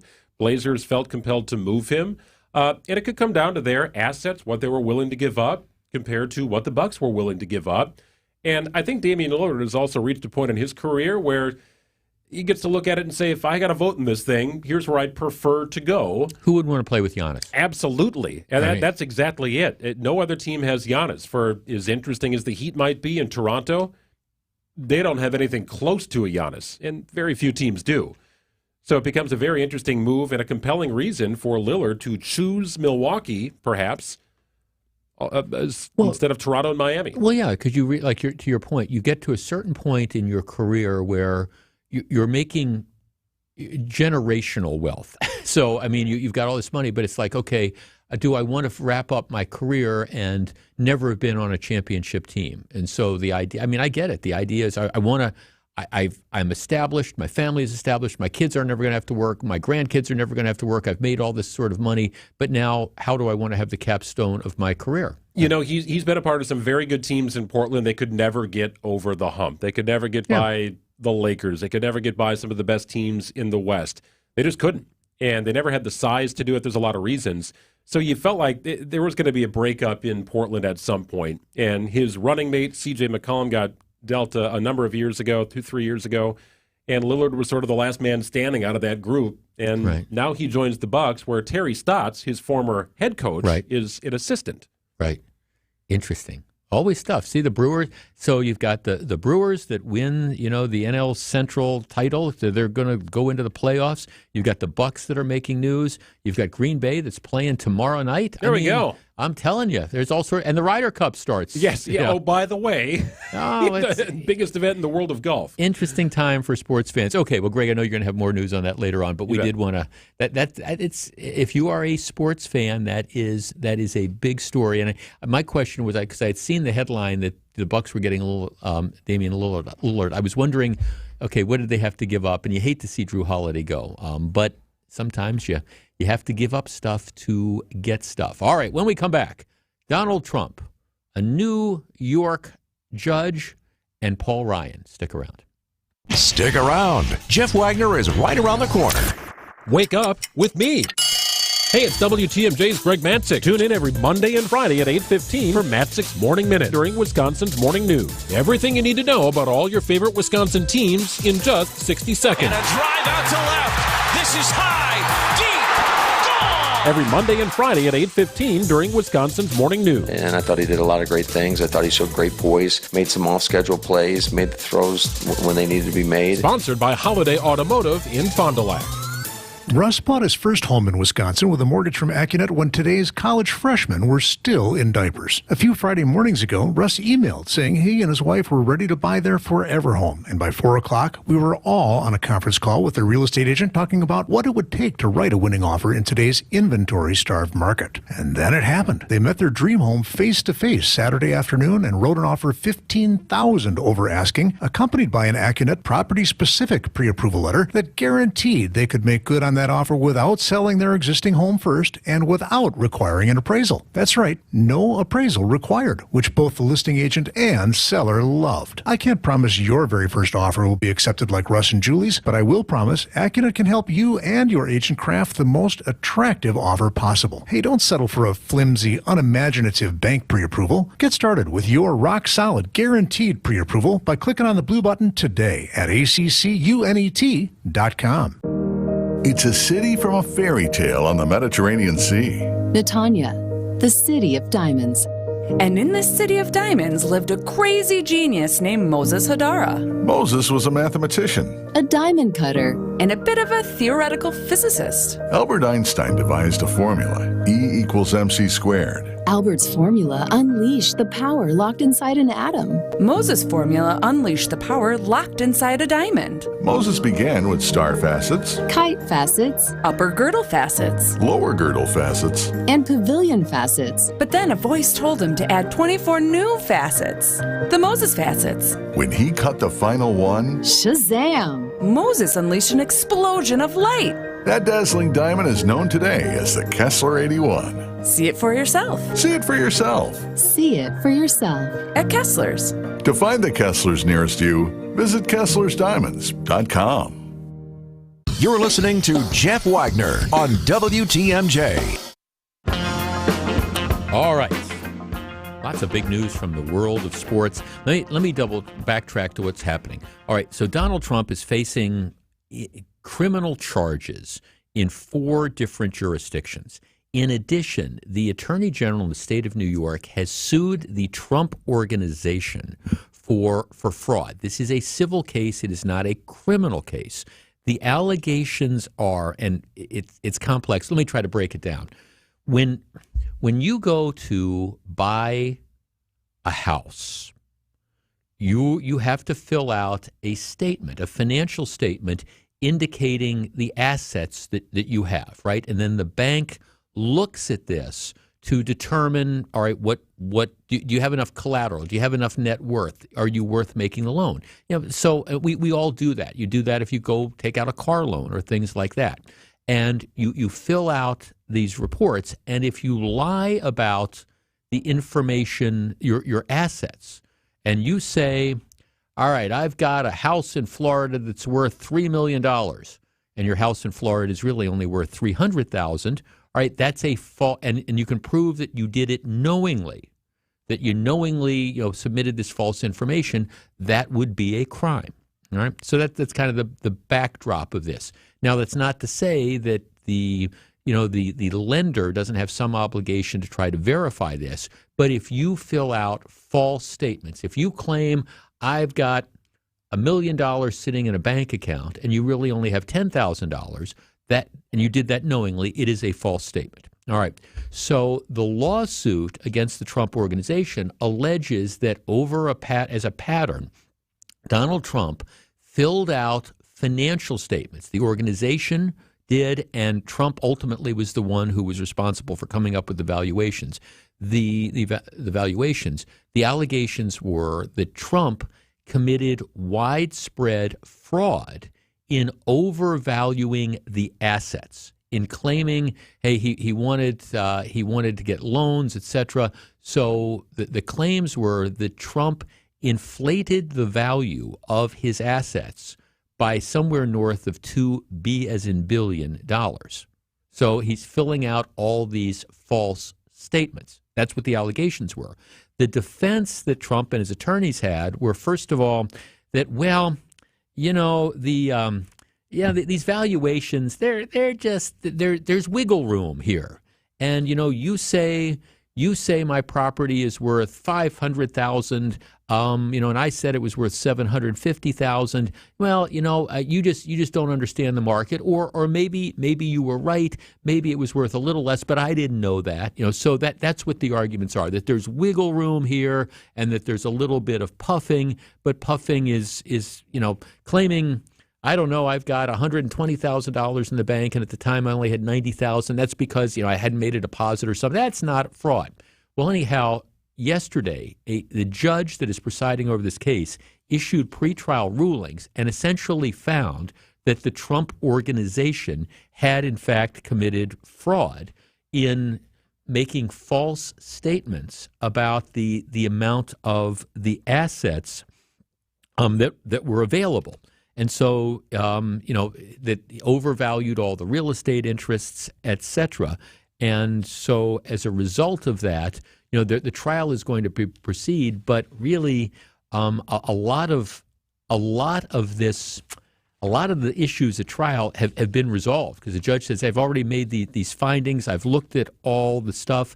And the finding is that this is the judge's ruling, by manipulating the value of Trump's property and other real estate assets by up to $2.2 billion annually, they say the real estate, hospitality, and golf resort company obtained better interest and policy rates than it otherwise would have had.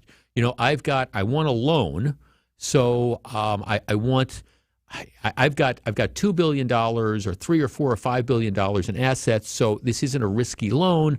Give me the money and give it to me at a better interest rate. So the judge found that there were fraudulent statements. The defense that the Trump Organization has is, well, nobody lost money. We ultimately paid off the loans, so we made them good. So even if we had filed false statements, which we deny, but even if we had filed false statements, there was no harm because none of these loans defaulted. It's not like, I don't know, you lie about assets in order to get a home equity loan or something like that, and then you default on the loan and the bank is out this. The Trump Organization says, hey, we did this, but we were able to pay them out. Judge says it doesn't matter. The statements were false. You knew they were false. So the upshot of this is that the Trump Organization, which means Trump, can lose control of some of these assets, including some of the golf courses and some of the big office buildings. So there's a long way to go, but this is definitely not good news. On top of that, Paul Ryan, former congressman from, from the Racine area. He's out, giving a speech yesterday. He's talking out in Madison. And he comes out and he says, look, here's the bottom line. There's no question the relationship between Donald Trump and Paul Ryan has always been extremely rocky. He says, look, here's the deal. He says, first of all, the party that puts the first fresh face, that would be either somebody other than Trump or other than Biden, first fresh face forward wins this election. He said, if the race is between Trump and Joe Biden, I think Biden wins. He says, I think leaders should endeavor to be honest, ethical, moral people who try to set standards for themselves and lead by example across the country. Donald Trump doesn't try to do any of that. He does the opposite, frankly. I just don't think he's fit for the job here. He says, all right, the election is going to come down to a small number of swing states, including Wisconsin. And he says the election is going to come down to winning over suburban voters. Do you think those suburban voters like Donald Trump more since January 6th? Ryan says, good grief. They didn't vote for him this last time. They're not going to vote for him again. And, he goes on. But the bottom line is he says, look, if the Republicans nominate Donald Trump again, he's going to lose. And the Republicans will end up losing as well. The Wall Street Journal wades in today. This is the Wall Street Journal. The Wall Street Journal says, the real Donald Trump live on Truth Social. Here's what voters can look forward to if he's nominated again. Donald Trump suggested the other day that General Mark Milley, the nation's highest military officer, deserves execution as in death. He said NBC should be investigated for treason and that the FBI should raid the homes of Senate Democrats. Then he accused President Biden of being manipulated by the fascists in the White House. Our number is 855-616-1620. Can Donald Trump seriously win? Or is it time for Republicans to find somebody that's on that debate stage tonight and say, we're going to get behind him or her? 855-616-1620. We discuss. Don't go anywhere. Jeff Wagner is back right after this. Hey, the future of joint pain relief is right here in Milwaukee. It's QC Kinetics, Advanced Regenerative Medicine, and it's amazing. Hey, it's Greg Matzik. If you've been told more steroids or surgery are your only options, don't be so fast. Get a second opinion and learn more about how you can harness your own body's healing agents to attack that joint pain. I'm talking lasting relief. QC Kinetics doesn't mask the pain. These treatments go to the very root of the problem, using concentrated healing properties placed directly in your joint to restore and repair that damaged tissue. Imagine living your life this fall with no more pain in your knees, your hips, your shoulder, or your back, with no drugs, no downtime, and no surgery. Hey, life is all about motion, and QC Kinetics is giving people their lives back with these all-natural treatments. Call the local medical professionals and get a free consultation today. QC Kinetics, the nation's leader in regenerative medicine. Call 414-285-3474. That's 414-285-3474. Again, 414-285-3474. Hey Brewers fans, our favorite season is here, October baseball. Now's the time to put your wallet in winning mode with Wintrust Community Bank's most popular checking account. Open a total access checking account today and score yourself a $300 bonus with qualifying activities. Think about all the extra brats that you'll get. Experience the playoffs and banking as it should be. Visit wintrust.com/Brewers October. Wintrust, Wisconsin's bank. Different approach, better results. Proud partner of the Milwaukee Brewers. Only $100 required to open. No minimum monthly balance or monthly maintenance fees. Member FDIC. Jeff Wagner on WTMJ.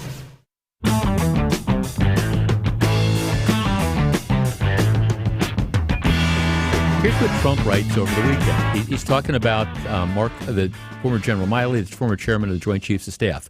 The guy turned out to be a woke train wreck who, if the fake news reporting is correct, was actually dealing with China to give them a heads up on the thinking of the President of the United States. This act is so egregious that in times gone by, the punishment would have been death. Wall Street Journal writes, we realize no one is supposed to take Mr. Trump's words seriously, but what if some crank does and decides to shoot the general in his retirement?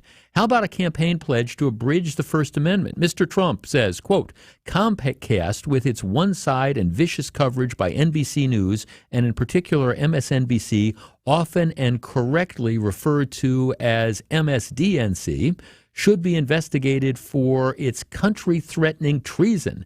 I say up front, openly and proudly, that when I win the presidency of the United States, they and others of the lamestream media will be thoroughly scrutinized for their knowingly dishonest and corrupt coverage.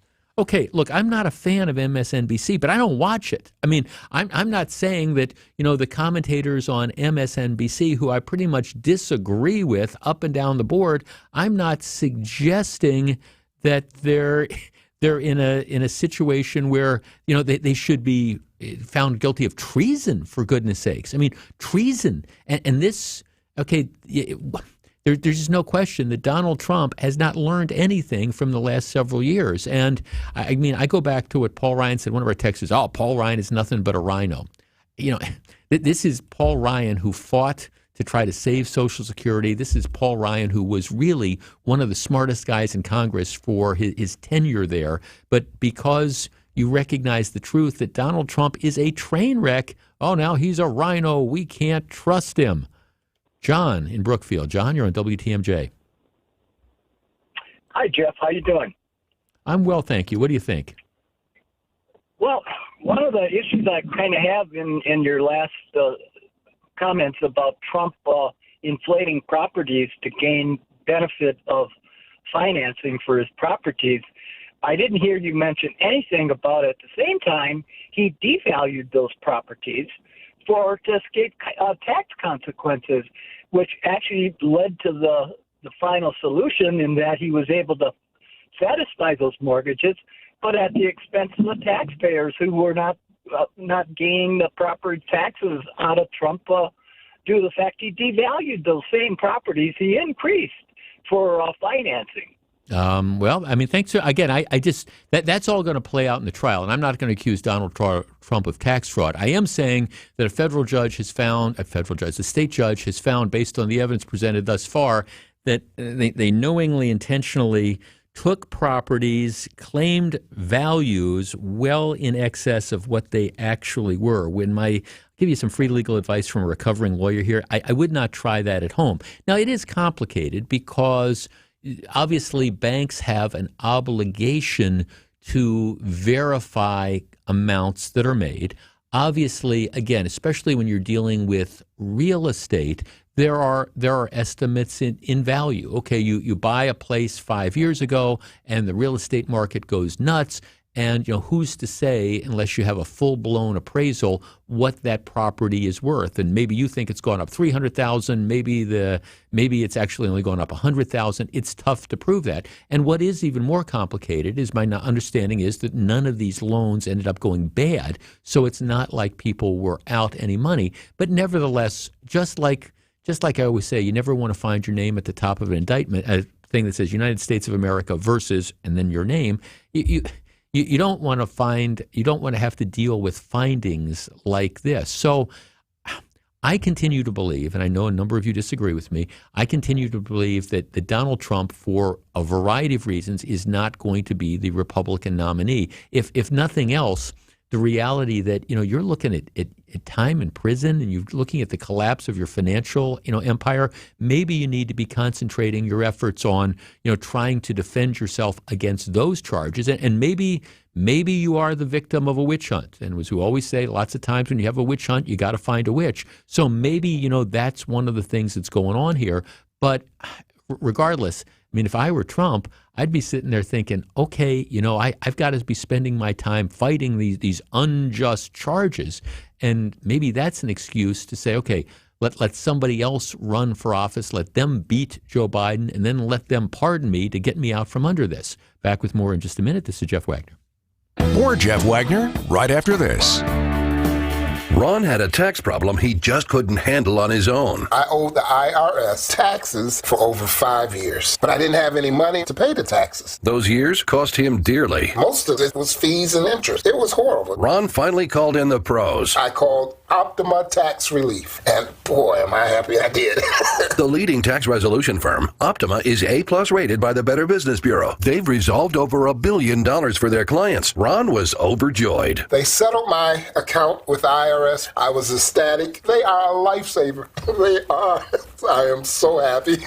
Take Ron's advice and call Optima now for a free consultation. Yeah, don't do like I did and wait. Call Optima Tax Relief. Do it now. You'll be ecstatic like me. Call 800-343-6460. 800-343-6460. 800-343-6460. Optima Tax Relief. Testimonial from an actual client. Some restrictions apply. For complete details, please visit OptimaTaxRelief.com. What's the way to build your wealth? I want to talk about annuities and variable life insurance policies. And I'm going to come right out and say that I've never been a fan of either. In fact, in over 30 years, I have rarely recommended annuities to clients. And in that same time, I've never recommended a variable life insurance policy.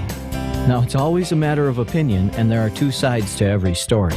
I just want to make sure that you've heard both sides for both options. So if you're looking at those types of products, give us a call, because it's prudent to hear all sides. At the very least, we can give you the pros and cons and help you make a good decision. I'm Jim Cantrell with Financial Strategies, Inc., a fee-only, comprehensive financial planning firm, and I believe we can show you a wiser way to build your wealth. So go to financialstrategiesinc.com and schedule a no-cost consultation. Financial strategies, a wiser way to build your wealth. Fleet Farm's got everything you need for everyday life. Brands from Carhartt to Milwaukee to Purina to Goodyear to Rapala to Levi's and a whole lot more. In-store or online, check out all the brands Fleet Farm carries to help make your everyday life better. This Brewers Top Moment is presented by Network Health. May 7th, 2023, with the Brewers leading the San Francisco Giants 3-2, and with a runner on first base, it was Willy Adames, the Brewers starting shortstop, hitting his 100th home run of his career, helping catapult the Brewers to the 7-3 win. And Adames, a high fly ball, deep left field, back, track, bye-bye baseball, with career home run number 100. This Brewers Top Moment is presented by Network Health. Hi, I'm John McGivern. If you're looking for a Medicare plan with freedom and flexibility, choose a Network Health Medicare Advantage plan. Plans start as low as $0 a month with $0 doctor visits and $0 prescription drugs, plus vision, hearing, and dental benefits. For 40 years, Network Health has been a trusted expert in making health insurance affordable and understandable. Don't wait. Call 833-7-NETWORK today. This is Jeff Wagner on WTMJ. I want you to understand what it's like to be me when we discuss politics in today's environment. Let me just share with you two texts that came in back to back. And this is during the course of a program, I'll get hundreds of texts. But here's two, back to back. Back to back. It's no secret you don't like Trump. Of course no one will vote for him when all the media is all Trump haters. All you report on Trump is all bad. So why not report on Biden corruption as much as you report on Trump? At least be fair about it. Come on, man. Okay, so you got that. You're just a Trump hater there that's out there. Then the flip side, Jeff, I can't believe this is the next text that came in. I can't believe how many people continue to drink the Trump Kool-Aid. I think these people are sheep. I think they follow cults. So it's just very, very interesting. One of our texters says, Jeff, you made a very interesting comment. I wonder how many people will realize what you said.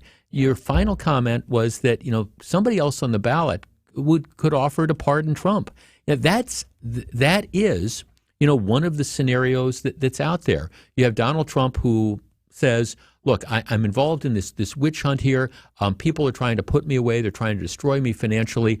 They have forced me out of the race because I have to spend all this time and resources defending myself, et cetera, et cetera. So I'm going to support fill in the blank. And that person, fill in the blank, says, okay, well, we need to get past this, but the idea of a former president going to jail is something that's I just can't accept. And yes, I anticipate, that there will be a pardon. Or even if you don't say that publicly, maybe there's some, I don't know, maybe you have a Gerald Ford, Richard Nixon thing moving forward. Not beyond the realm of possibility. Lots more coming up in the 2 o'clock hour of the program. Please stick around. Don't go anywhere. Jeff Wagner is back right after this. Hey, Wisconsin, winter is right around the corner. Get your house ready before the cold hits. WTMJ's Jeff Wagner here for Wagner's Home Improvement Showcase, brought to you by senior real estate specialists Bruce and Jean Nemovitz. Hair Construction, Current Electric, Outdoor Living Unlimited, and Kohler Services. Join us every week to discuss ways to weatherproof your home here on News Radio 620 WTMJ. If you can't catch us live, visit Wagner's Home Improvement Showcase under Features on WTMJ.com. Charge into October. Get your Brewers postseason tickets now. Secure your spot and prepare to unleash chaos, make mayhem, and watch stars come to life in the spotlight of postseason baseball. The Brewers moments you live for are coming. Make sure you don't miss a single pivotal pitch or season-changing home run. Get your Brewers postseason tickets now at brewers.com/postseason. This is Matt Meitner, owner of Sit Means Sit Dog Training. Do you find yourself talking to your dog but feel like she's not listening to you? Bella, sit! Are you constantly repeating yourself but she's not following your directions? Sit! Sit! Frustrating, isn't it? At Sit Means Sit Dog Training, we want to help you have a happy, confident, and obedient dog, and we also want to make the training process an enjoyable and worthwhile experience. Contact Sit Means Sit today to schedule a free consultation so we can create a customized training program so you are able to have the dog you want and deserve. Sit Means Sit Dog Training. Sorry, we don't train husbands, wives, or kids. Gillette Intimate gives guys a gentle and easy shave. Don't treat yourself like junk. Respect it with Gillette Intimate, the best a man can get. Buy now at a retailer near you. Outdoor Living Unlimited, the premier outdoor living specialists. Russ bought his first home in Wisconsin with a mortgage from Accunet when today's college freshmen were still in diapers. A few Friday mornings ago, Russ emailed saying he and his wife were ready to buy their forever home. And by 4 o'clock, we were all on a conference call with their real estate agent talking about what it would take to write a winning offer in today's inventory-starved market. And then it happened. They met their dream home face-to-face Saturday afternoon and wrote an offer $15,000 over asking, accompanied by an Accunet property-specific pre-approval letter that guaranteed they could make good on that offer without selling their existing home first and without requiring an appraisal. That's right, no appraisal required, which both the listing agent and seller loved. I can't promise your very first offer will be accepted like Russ and Julie's, but I will promise Accunet can help you and your agent craft the most attractive offer possible. Hey, don't settle for a flimsy, unimaginative bank pre-approval. Get started with your rock-solid, guaranteed pre-approval by clicking on the blue button today at ACCUNET.com. Hi, this is John Neal, CPA, founder of Right Choice Tax Resolution and international best-selling author on how to have less stress with the IRS. The IRS is the most ruthless collection agency in the world. They just announced they will be ramping up collection activities now that the COVID crisis is over.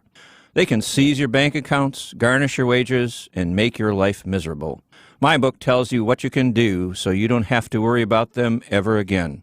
Don't bury your head in the sand and hope the problem will go away. It will only get worse unless you make the right choice and step up to get them off your back. We can help. We help reduce or eliminate penalties, negotiate payment plans, and represent you in tax audits. Make the right choice and go to rightchoicetax.us to book a call or meeting right now. We know you want to take the first step in getting the IRS off your back so you can live again. That's rightchoicetax.us. The place you want to go, Lynch McWanago. Nobody sells for less than Lynch.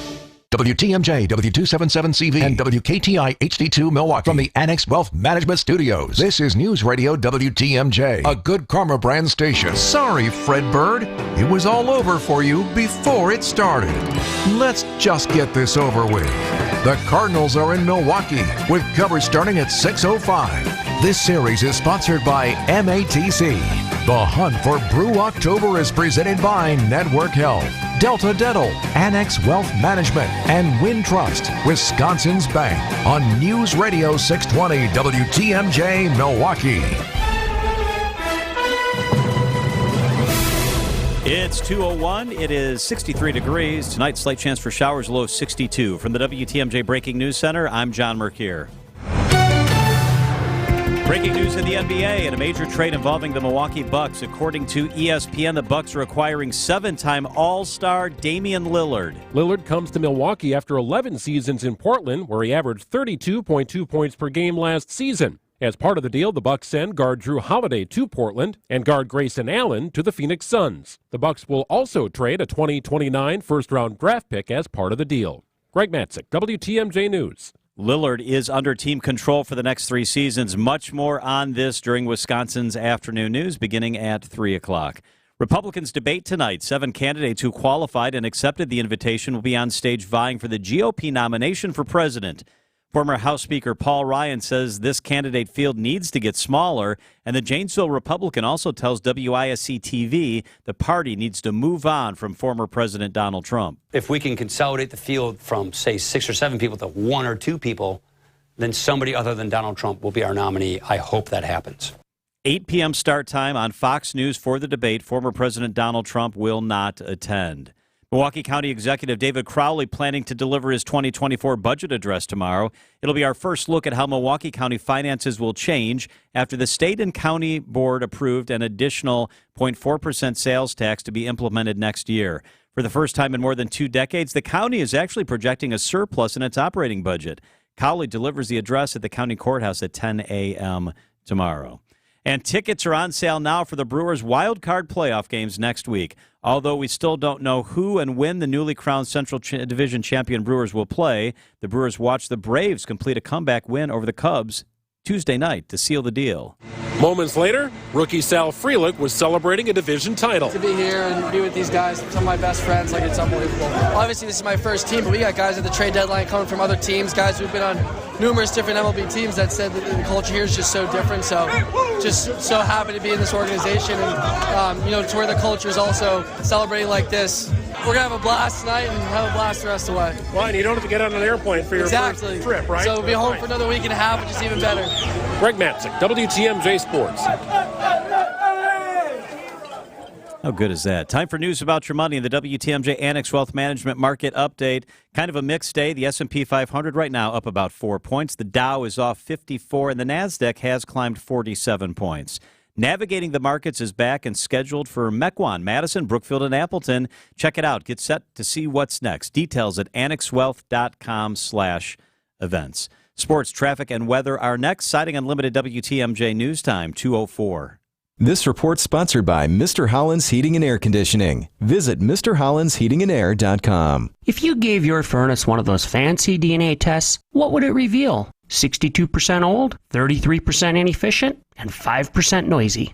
Uncovering your heating and air's past can greatly impact your future comfort. Rejuvenate your senior system with the world's greatest tune-up from Mr. Holland's Home Services. Our talented techs alter your comfort system's DNA to slow the aging process and stretch the life of your heating and air. We know how to calibrate, combobulate, and reconfigure all the necessary parts to ensure that your furnace outlives its ancient ancestors. Increase the efficiency, safety, and reliability of your elderly AC and old-fashioned furnace. Upgrade your DNA. That, of course, stands for darn nice air with the world's greatest tune-up from Mr. Holland's Home Services. Call 866-992-1717 or visit MrHollandsHomeservices.com. And if your comfort's lineage is in danger of extinction, we can help.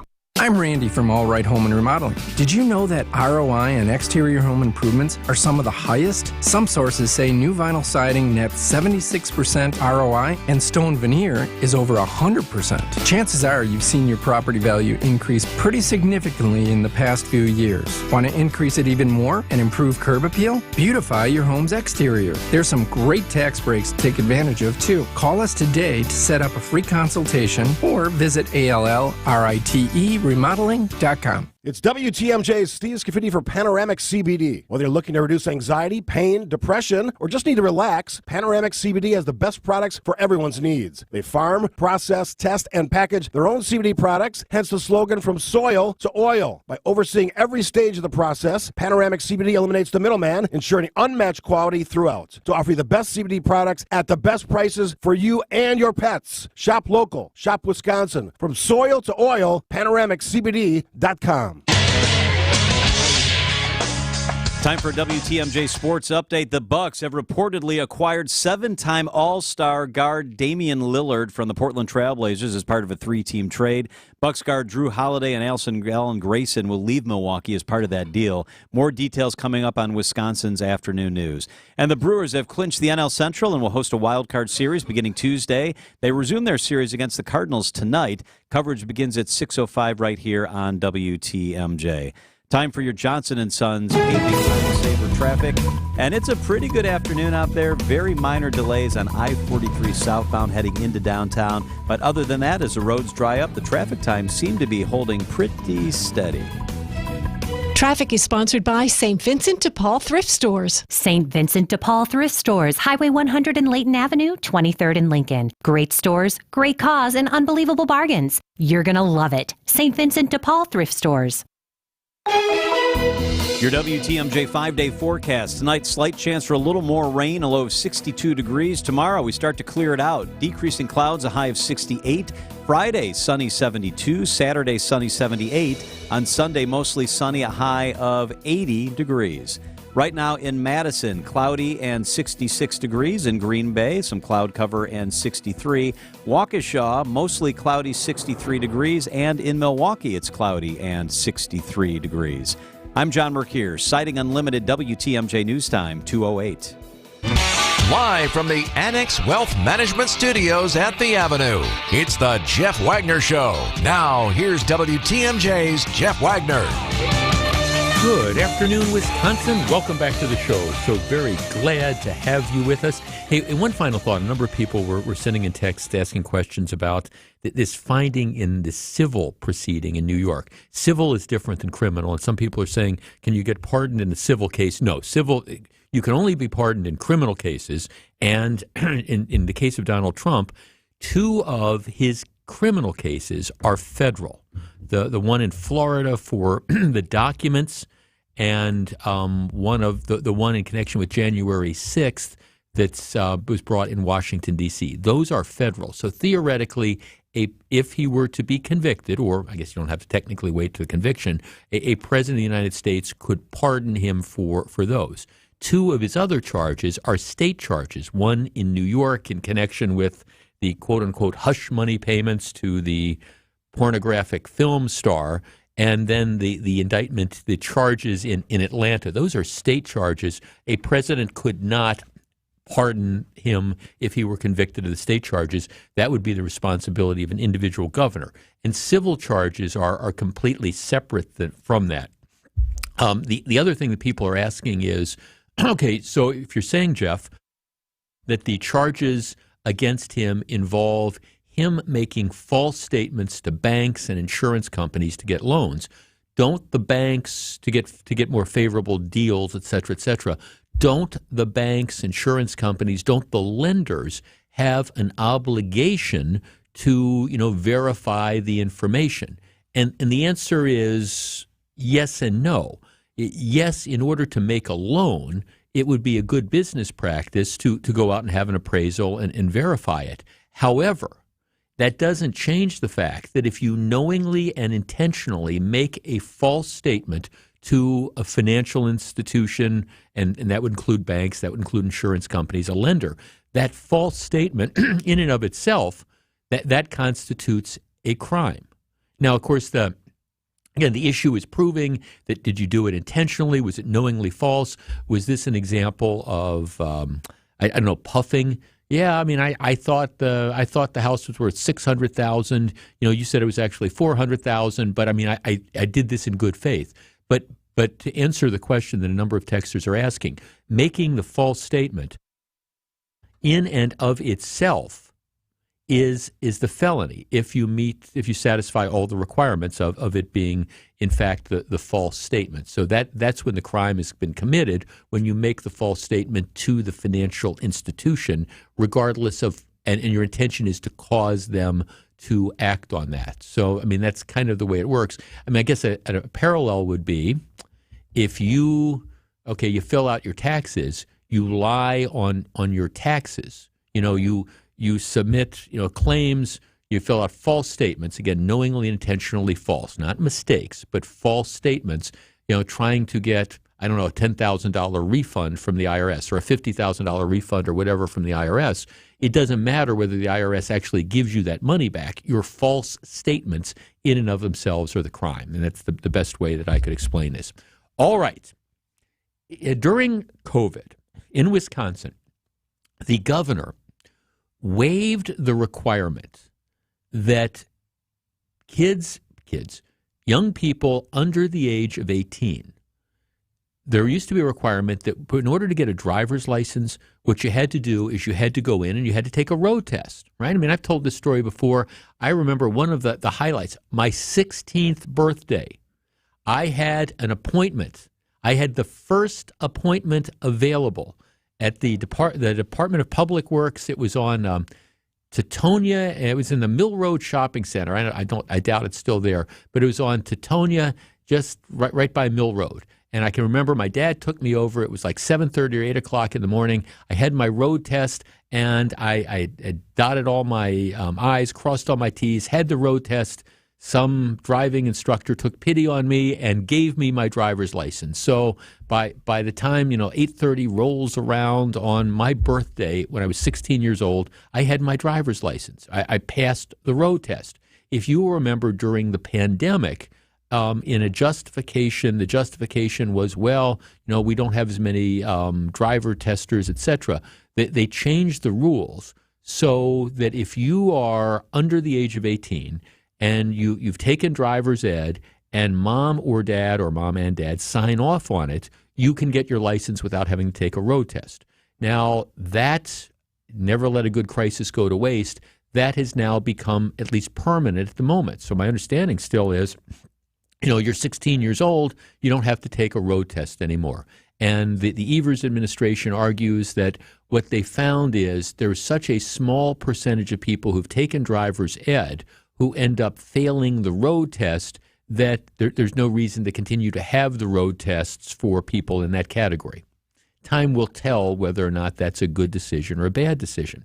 If you are a regular listener of this program, you know one of my concerns over the years has been the fact that just like you have young drivers who are irresponsible, you also have older drivers who are involved in wrecks, whatever, simply because, as we get older, our reflexes deteriorate, our ability to hear deteriorates, our ability to see deteriorates, all these different things that are there. And I understand that this is a difficult discussion to have with some people, but the truth is, we've all seen the stories of the 88-year-old lady who can barely see through the steering wheel, driving down the center of the road. And that's just the reality. In Wisconsin, the way it works is that you go in to renew your driver's license, and they give you that real cursory thing about can you look into the thing and can you see the green light and the red light, and they test your peripheral vision. But once you get your driver's license, it's good for 4 years, and you can renew it for another 4 years without having to go in and get even a vision test or a hearing test or whatever. So in theory, you pass the test, you go in person, you renew it at the age of 80, and then unless you are involved in some sort of serious automobile accident or unless your doctor dimes you out, your license is going to be good till 88 years old. And this causes all sorts of problems for a number of family members, for example, who are out there saying, I can't get dad to give up the car. I can't get mom to give up the car, but I live in fear that dad, who can't hear and can't see, is going to be cruising down the street someday, and he's going to hit, some 8-year-old kid on a bicycle because they just flat out didn't see him. And, they'll say, we try to get dad to give up his driver's license, and he just won't. And I understand why that is, because it's the ultimate sign of freedom. I've had my driver's license since I was 16 years old. But you've got that issue that's going on. But that's how it works in Wisconsin. Illinois is different.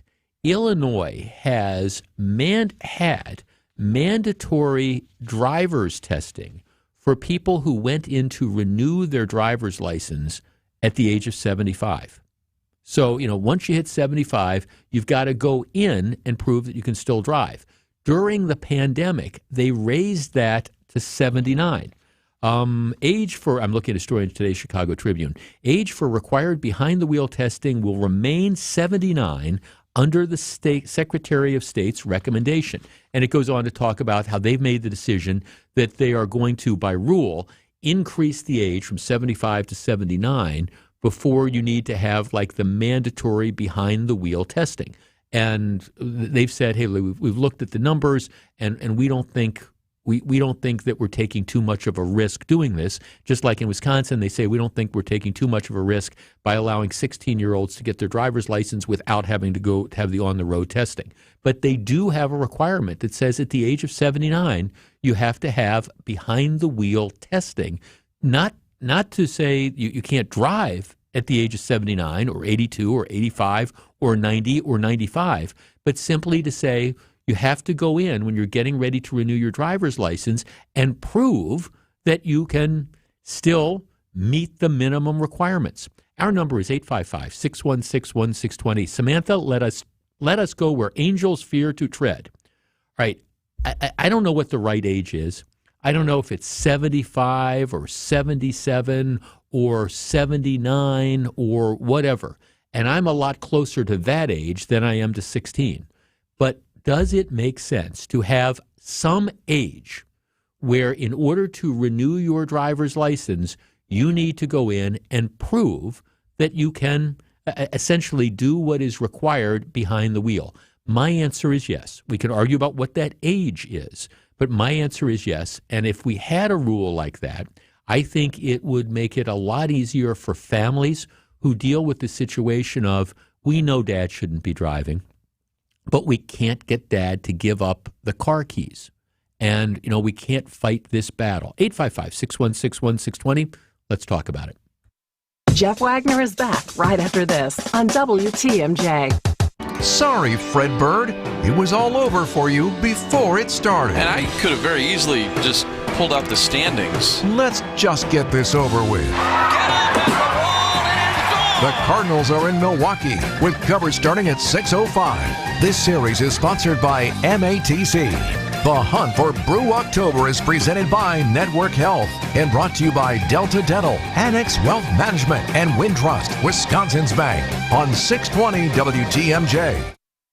Hey, let's talk for a minute about Gruber Law Offices. David Gruber and I, a long time ago, we were in law school together. Gruber Law is a family-owned and operated law firm, but they've got a large and powerful team with resources to take on insurance companies. They're actually one of the largest personal injury firms in the Midwest. They get results that speak for themselves. And the fact that they've been serving the people of Wisconsin for over 35 years tells you that, they're doing something right, because you don't exist for that long unless you are. They've been making a difference and helping others in the community for a long time. They help people and families who are seriously injured in accidents. They'll stand up for victims and take the burden off clients' shoulders. They focus on the legal aspect of things while clients focus on healing. It's just one call, and they handle the rest. Providing the best care, service, and representation is their priority. Now, here's how it works. There's no cost to call. There's no fee to consult. There's no cost to retain their firm. There's never a fee until they win your case. And like I say, they get results that speak for themselves. If you want to learn more about Gruber Law, you can go to their website. It's gruber-law.com. In addition, you can find out what they're doing in the community at that website, or you can give them a call, 414-276-6666. Change your grocery game plan to locally owned Century Foods, home of the best meat, freshest produce, and tastiest treats. Now through Wednesday, save on 11 to 13.7 ounce or 12 count selected varieties Kellogg's Club Crackers or Pop-Tarts, 2 for $7. 2-liter bottles selected varieties Super Chill Soda, 4 for $5. 64-ounce bottles selected varieties Old Orchard Juice, 2 for $4. 6 count selected varieties Outshine Bars, $3.99. Let's see, spices, cardamom, hibiscus powder. It's like looking at Green Bay's roster right now. I don't recognize it, but I'll learn to love it. Attention Century shoppers. You're going to love this opportunity. Win 2 tickets to see Green Bay play Kansas City on December 3rd, autographed Packers footballs, or 4 packs of Hall of Fame tickets. I'd love to see Green Bay's new QB in action and win those tickets. What do I do? Find the weekly code on Century's Facebook or Instagram and enter to win. Love it. Getting the Century code on Insta right now. Ends November 14th. Hi, it's Samantha with Heiser. The seasons are changing, and Heiser has you covered through every aspect of your vehicle's needs. Save money on new and used vehicles and get the exclusive Safe and Sound program, which includes roadside assistance for life and loyalty discounts. We have certified techs for service and 2 body shops to help with any seasonal damage. So relax and be confident knowing we have you covered. At Heiser, today's your day. See dealer for complete details. Welcome back to Jeff Wagner on WTMJ. 855-616-1620. One of the reasons I feel passionately about this, I don't think I've told this story on the radio before, is, the last couple of years my dad was alive, he was very, very stubborn, and both my brother and I, who really had his best interests in heart, but he looked at us like we were always the 11-year-old kids. And he, in my opinion, he shouldn't have been driving. But it's this ongoing battle. And, one of the happiest days of my life was when the car broke down and, he couldn't drive anymore because he didn't hear. He couldn't hear at all. And that was always one of the concerns. And yes, maybe as a son you say, okay, do I call the State Department of Transportation? That's a lot of burden to put on families. And actually, in our case, nothing ever happened. His car broke down. We never got it fixed. And so, I didn't have to worry about that. But it's an ongoing battle. And I am not suggesting that people above a certain age shouldn't be allowed to drive cars. But I do think, we all age differently. And I know people who are well into their 80s, who are sharp as tacks, fine. But I also know people who are in their 70s and 80s for whom, again, they don't see that well, they don't hear that well. In a couple cases, maybe it's like early stage dementia starting to kick in. And I don't think it would be the worst thing in the world for them to have to take a driver's test before we then say, okay, you've got another 8 years before you have to come in unless you hit and kill somebody. Let's start with Jackie in Sheboygan. Jackie, you're on WTMJ. Hi, Jeff. I'm a clinician by trade, but for the last 3.5 years, I've volunteered with my local fire department just because they needed help, and I've seen this firsthand. And it's very personal for me because my own grandmother, unfortunately, was killed in a car accident where Grandpa was driving, and he turned left when he shouldn't have in front of another car, and he had to live with that. And it's, to me, I wish that we could enforce this, but I'm not sure what age would be right. And I'm also not sure how we would even get this passed because older people tend to come out to vote in droves. Yeah. Oh, no. So do you think that it's even possible? Well, Jackie, it's funny. I mean, you trust me, whenever I go down this route, because I believe in it firmly as well. I mean, I'll get all these texts from people who are saying you're ageist, you hate older people, all this type of stuff, and that's not it. That's not it at all. That's why I always keep emphasizing. I'm not saying people above a certain age shouldn't be able to drive. I'm just saying that we need to recognize that most people do not age like fine wine, and there just needs to be additional checks once you get to whatever that age would be, 75, 80, I don't know what that is. I'm not smart enough to figure that out. But yes, you're right. Politically, it's a tough sell because you have older people who are going to say, well, I don't think I should have to go down and prove that I can still drive, to which my answer would be, well, if you can still drive, why are you hesitant to prove that you can do it? Exactly. Talk to your local fire department, and they will give you a myriad of examples of why this is important. Yeah, no. Thanks for call. And by the way, I understand. I'm also hearing from people saying, "Well, Jeff, a lot of the problems that go on the roadways, and you talk about this on a regular basis. It's not the 75-year-old driver. It's the 17-year-old who's stolen the car and who's driving 90 miles an hour." I understand that. But that's, to me, we're talking about apples and oranges. You're talking about two different things. If you're a regular listener, I've got all sorts of ideas as to what should happen with the 17-year-old that steals the car and is going 95 miles an hour and running through the red light. So that's one thing. But just because you've got that going on doesn't mean that we have to turn a blind eye to these other sorts of situations. And again, in Wisconsin, what is so troubling to me is the fact that 8 years. When you get to a certain age, and anybody who's ever dealt with an older friend or an older relative knows that there can be a huge drop off between you renew your license at the age of 78. Okay, well that's fine, but then that means you can go till 86, and there can be a lot of stuff that happens between 78 and 86, and yet you still, unless you've really had a bad accident or something, nobody's checking on you. Let's talk to John in Sheboygan. John, you're on WTMJ. Hello. Hi, Jeff. How are you? I am well, thank you, sir. What do you think? So my sister and I dealt with this very situation with my dad a few years ago. He had a medical situation, and his doctor sent a request to the state saying that he couldn't drive anymore.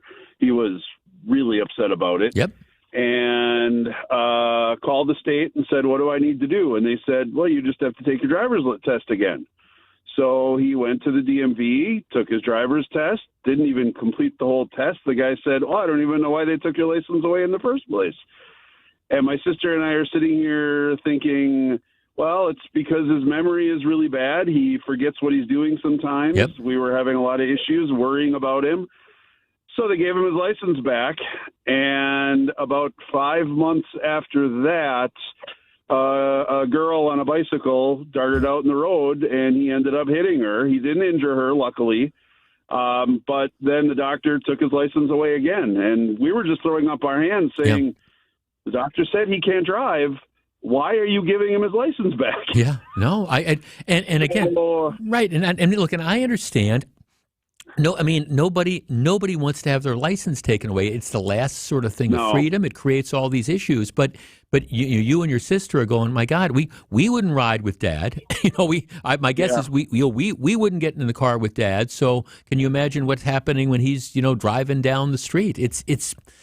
Again, you're not saying Dad shouldn't have a driver's license, but when the doctor's saying, I don't think he can drive, that should be a red flag, I would guess. Well, we ended up putting Life 360 on his phone without him knowing, just in case something did happen so we could find him. And one day he all of a sudden ended up in Racine from Sheboygan. Yeah. Oh. And he didn't remember how he got there. John, thanks for the call. Appreciate it. No, and again, this is it. And so I keep saying I'm not arguing that people shouldn't be able to drive beyond a certain age. I'm just saying that there needs to be more than and it's Illinois. I can't even believe I'm holding up Illinois as an example of this. But, Illinois, their rule used to be 75, retesting. That's all it was. And now they've upped it to 79. But in Wisconsin, we don't have any of that. Jeff, my father's driver's license expires when he's 100. No testing, ridiculous. I won't get in the car with him. In Europe, you can't rent a car after the age of 72. Now, that might be a little bit low. Sarah in Cedarburg. Sarah, you're on WTMJ. Hello. Hi. I'm 79 and I'm driving, but as a 79-year-old and as we get older, I think it's our responsibility to know where we should drive and when we should drive. Mm-hmm. For instance, I do not like driving at night. The lights are blinding, and so I try not to drive at night. I drive on the expressway, but will I take a long trip to North Carolina or something and drive for? No, I think we need to be responsible as aging people to know when and where we should be driving. Sarah, my guess is, I don't mean to put you on the spot, but my guess is you probably have some friends who are driving that you don't feel comfortable riding with them. Not really, but I drive myself. Okay, I take other people, and that kind of thing. So I prefer driving myself because then I can, that kind of thing. But my husband is 79, and we take trips to see our grandkids in colleges, and he drives forever. We do 9 hours all the way to University of Kansas, and he's a great driver.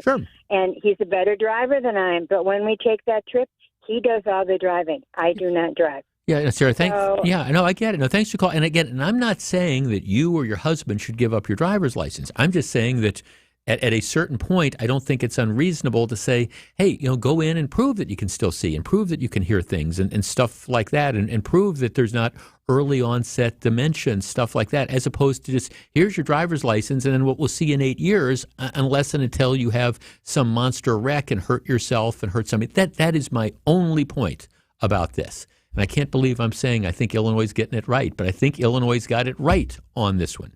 Back with much more in just a couple minutes. This is Jeff Wagner. Don't go anywhere. Jeff Wagner is back right after this. We're building something in Milwaukee, and this year is going to be one hell of a monster. It's alive! This is This is the Hunt for Brew October on WTMJ, presented by Network Health, Delta Dental, Annex Wealth Management, and Wintrust, Wisconsin's Bank. It's David Nason from WTMJ's The Fix-It Show for hair construction. If your septic or mound system needs repair, residential or commercial, contact the team who specializes in them, Hair Construction. They have you covered. The friendly, knowledgeable staff at Hair Construction can guide you from a simple septic pumping all the way through an emergency repair or replacement. For all your septic needs, contact the experts at Hair Construction today, 262-968-2550, or find them online at haircorp.com. That's HERRcorp.com. Sharpen your investment and retirement strategy at the Annex Wealth Management Navigating the Markets presentation. What are the headwinds for portfolios in excess of $1 million? Will the long-awaited recession actually happen? And what can you do to calibrate your portfolio? Navigating the Markets takes place October 5th at the Sharon Lynn Wilson Center for the Arts in Brookfield. This premier event is open to everyone. Complete details and sign up at annexwealth.com/events. The American economy is at a critical juncture. What's next? Join us for Navigating the Markets from Annex Wealth Management. WTMJ Now is hitting the road, making a stop in downtown Waupun. Join Sandy Max and Steve Scafidi broadcasting live at Real Sports Cards in Waupun on October 6th from 9 to noon. Real Sports Cards think through every aspect of a card collector shop, building a modern store to fulfill any hobbyist's needs. Make plans to visit historic downtown Waupun, the city of sculpture, when Sandy and Steve broadcast live from Real Sports Cards, October 6th from 9 to noon. Meet Steve and Sandy and check out the shop, realsportscards.com. Back to school time is here, and Griffin's Back to School Service Special is here to help. For only $129.95, we'll change your oil, inspect and rotate your tires, check the battery and air filter, and give it a complete multi-point inspection. Plus, we'll make sure your AC is running smoothly and replace your wiper blades. Griffin, making car maintenance easy. Visit one of Griffin's 5 dealerships today. Welcome back to Jeff Wagner on WTMJ.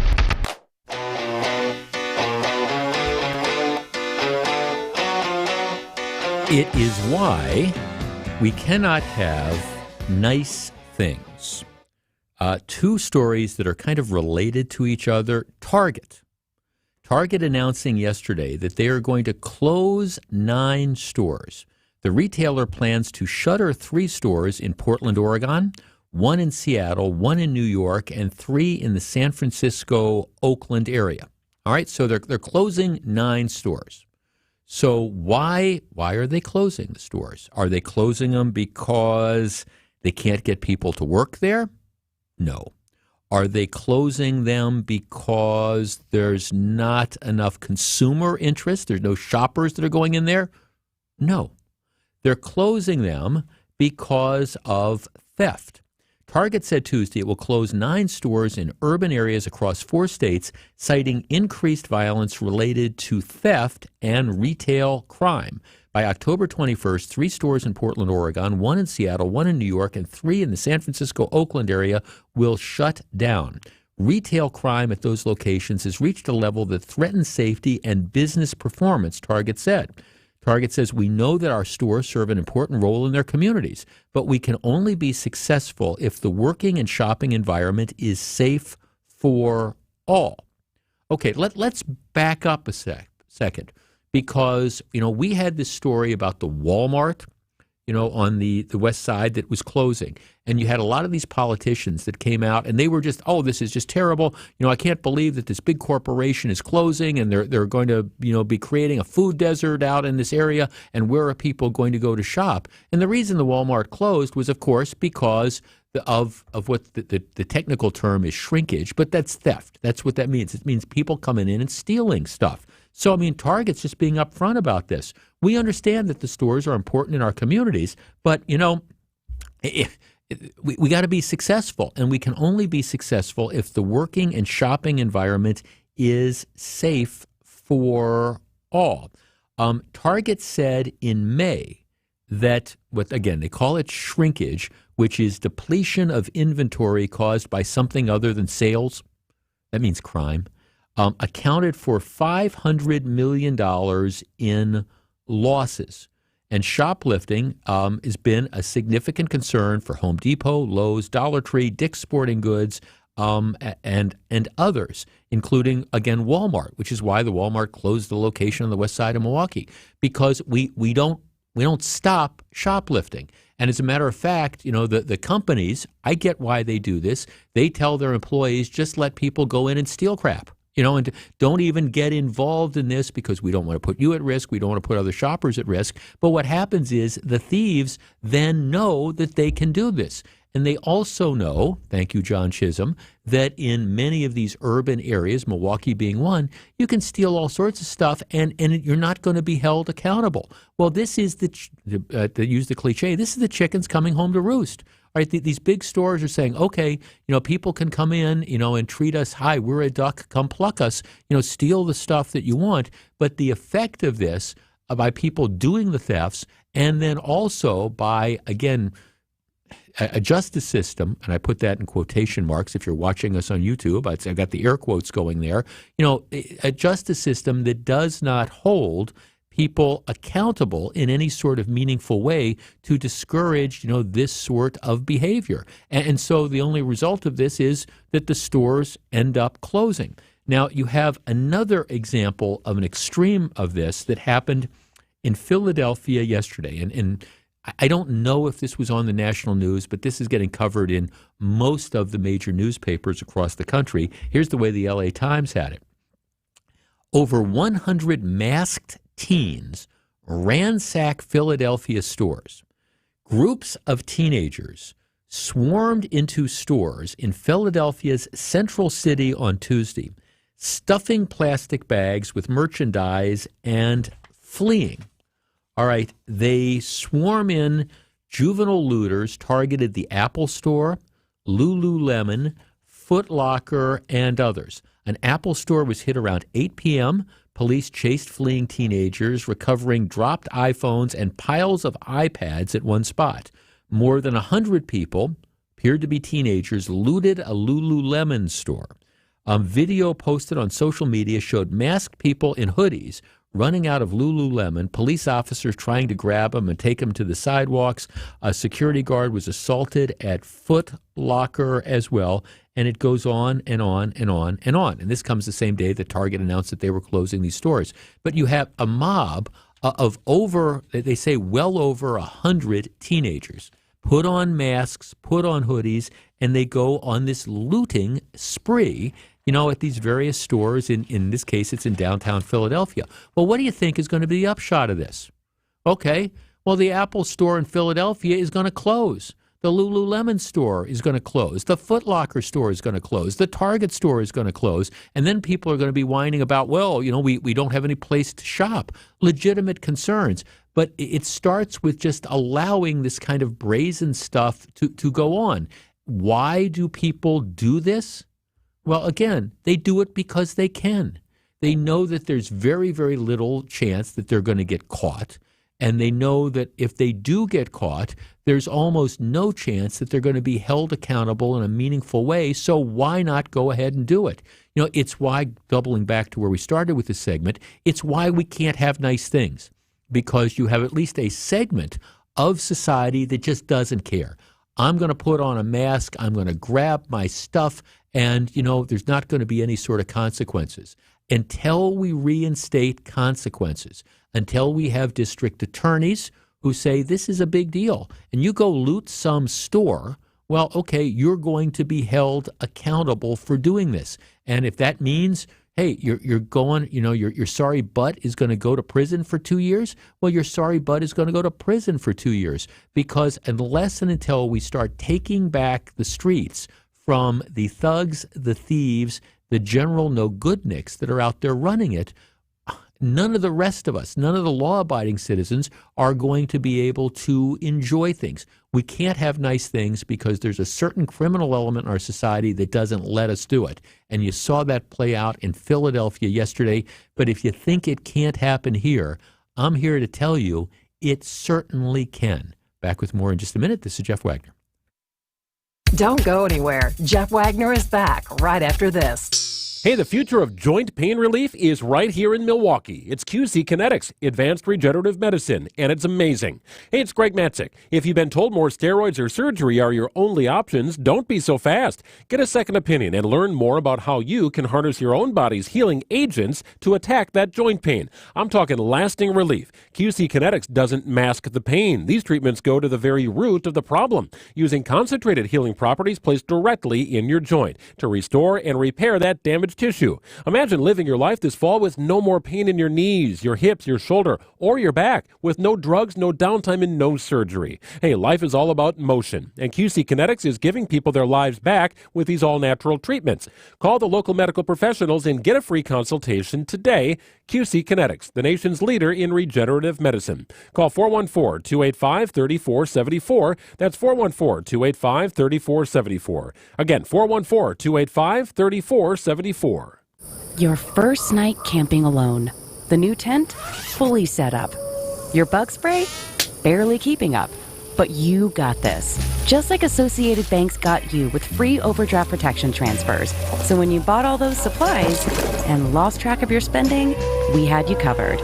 You got this with free overdraft protection transfers from Associated Bank. See associatedbank.com/checking or ask a banker for details. Member FDIC.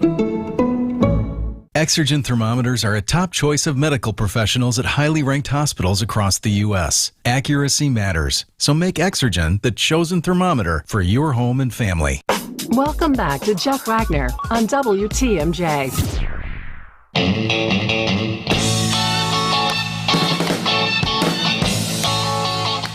I am so very glad to have you spending Wednesday afternoon with me. Back tomorrow at 12 noon at an abbreviated, not about 2.5 hours, because we've got the final game in the Brewers series with the St. Louis Cardinals, and then the Cubs come into town. It's just a fun week for baseball. The Brewers have locked up at least home playoff games next week, Tuesday, Wednesday. Hopefully they'll win both of those, and then they move into the division series.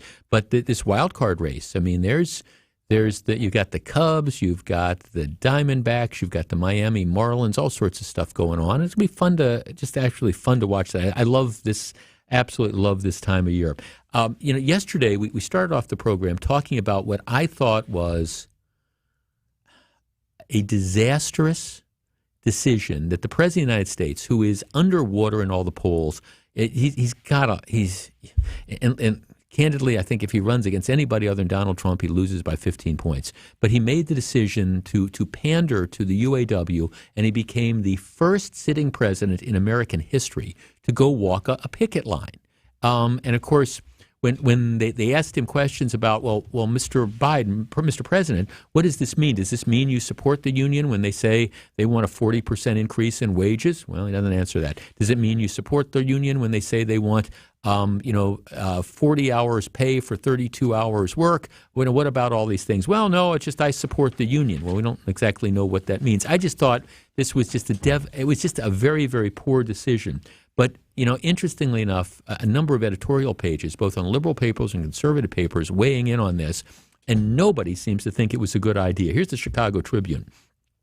We understand the political reasoning behind President Joe Biden joining the UAW picket line in Michigan on Tuesday. Michigan's a key swing state in the next presidential election, and Democrats need to shore up support. And then it goes on to talk about we get why he's doing this. Still, we believe Biden should not have been there. The main problem when the President of the United States stands on a picket line is that he loses the subsequent ability to act as an honest broker, to be able to pick up the phone and tell both sides to compromise for the sake of the American economy. If, at this juncture, Biden is standing so visibly with the union, automakers could hardly be expected to see the president as neutral and acting not for one side or the other, but for the good of the nation. And given the centrality of General Motors, Ford, and Stellantis to the economic health of the country, the good of the nation may well come into play in the event of a prolonged strike. So, and then it goes on to just say that you lose the moral authority to be able to say, hey, look, it's bad for this country to have this auto industry out on strike and these disruptions, and I want to be an honest broker, and I want to mediate, and I want to try to get a settlement of all this. You can't do that when you have made the political decision to essentially pander, in this case, to the workers on the picket line. You've lost the ability to do it. It's why Franklin Roosevelt never did it. It's why Harry Truman never did it. It's why John Kennedy or Lyndon Johnson. It's why Bill Clinton would never even think of doing something like that. Heck, it's why Barack Obama never, ever did anything like this. But what happens is, Biden's numbers are so much in the tank that he's desperate and he's grasping at straws. And if this strike is prolonged, because he's lost the ability to, again, try to bring it to some sort of conclusion, I guarantee you're going to see ads coming over the course of the next several months of, hey, the auto industry is in decline, all these jobs have disappeared, and here's Joe Biden standing with his bullhorn. Just an incredibly dumb decision. I'm wondering, of course, tonight is the next Republican debate. Donald Trump is not going to be there. He's going to be giving, and this is, of course, classic Trump, he's going to be giving a speech to workers in Detroit in an effort not so much to upstage Biden, I think, but in an effort to try to upstage the Republicans who are having the debate. Classic Trump in that regard. But one of the things that I'm going to be looking forward to tonight is to see if the 7 Republican candidates on the stage, first of all, are they going to take on Trump? And secondly, are they going to start taking on Biden about things, like this? And it's an opportunity for one or more to continue to emerge. Nikki Haley had a really good night a few weeks ago, and I think one of the big questions is she going to be following up on that? I know a lot of people personally are taking really a hard look at her and like what she's talking about and are looking forward to supporting her. A lot of national people are saying that the big money is waiting to come in on this. But, will there be people that emerge from this? Will DeSantis continue to? I thought he did an okay job yesterday in the last debate. How will DeSantis hold up? All those different things. But we will see. The other thing I wanted to mention before the end of the program, UPS, they have announced that they are going to hire over 100,000 holiday workers, and they're going to be paying people on the average $23. So if you're looking to make some extra money, I think I know where those jobs are. Back with more in just a minute. This is Jeff Wagner. Don't go anywhere. Jeff Wagner is back right after this on WTMJ. Hey Brewers fans, our favorite season is here, October baseball. Now's the time to put your wallet in winning mode with Wintrust Community Bank's most popular checking account. Open a Total Access checking account today and score yourself a $300 bonus with qualifying activities. Think about all the extra brats that you'll get. Experience the playoffs and banking as it should be. Visit wintrust.com/Brewers October. Wintrust, Wisconsin's bank. Different approach, better results. Proud partner of the Milwaukee Brewers. Only $100 required to open. No minimum monthly balance or monthly maintenance fees. Member FDIC. Natural gas is a clean, reliable, and convenient source of energy delivered directly to you through underground pipelines. The pipeline system has an excellent safety record, but there are clues that can help you identify a potential hazard. If you smell the strong odor of rotten eggs, hear an unusual hissing sound, or see blowing dirt or debris, it could be a natural gas leak. Leave the area immediately and call We Energies at 800-261-5325. We Energies. People you can trust. Energy you can depend on. With inflation affecting so many families, the super affordable Mind Chef restaurant in Hartford is better than ever. WTMJ's John Mercure here. My wife Michelle and I love the Mind Chef. The breakfasts are big and $8.99 or less. Every Wednesday, build your own burger or chicken sandwich with a pile of hot fries for only $9.99. The codfish fry is all you can eat and also $9.99. That's lunch or dinner for under $10. Kids menu starts every day at $3.99. Mind Chef desserts are all buy one, get one free. I love the chocolate cake, maybe a little ice cream. Every Thursday, buy one pizza, get one free.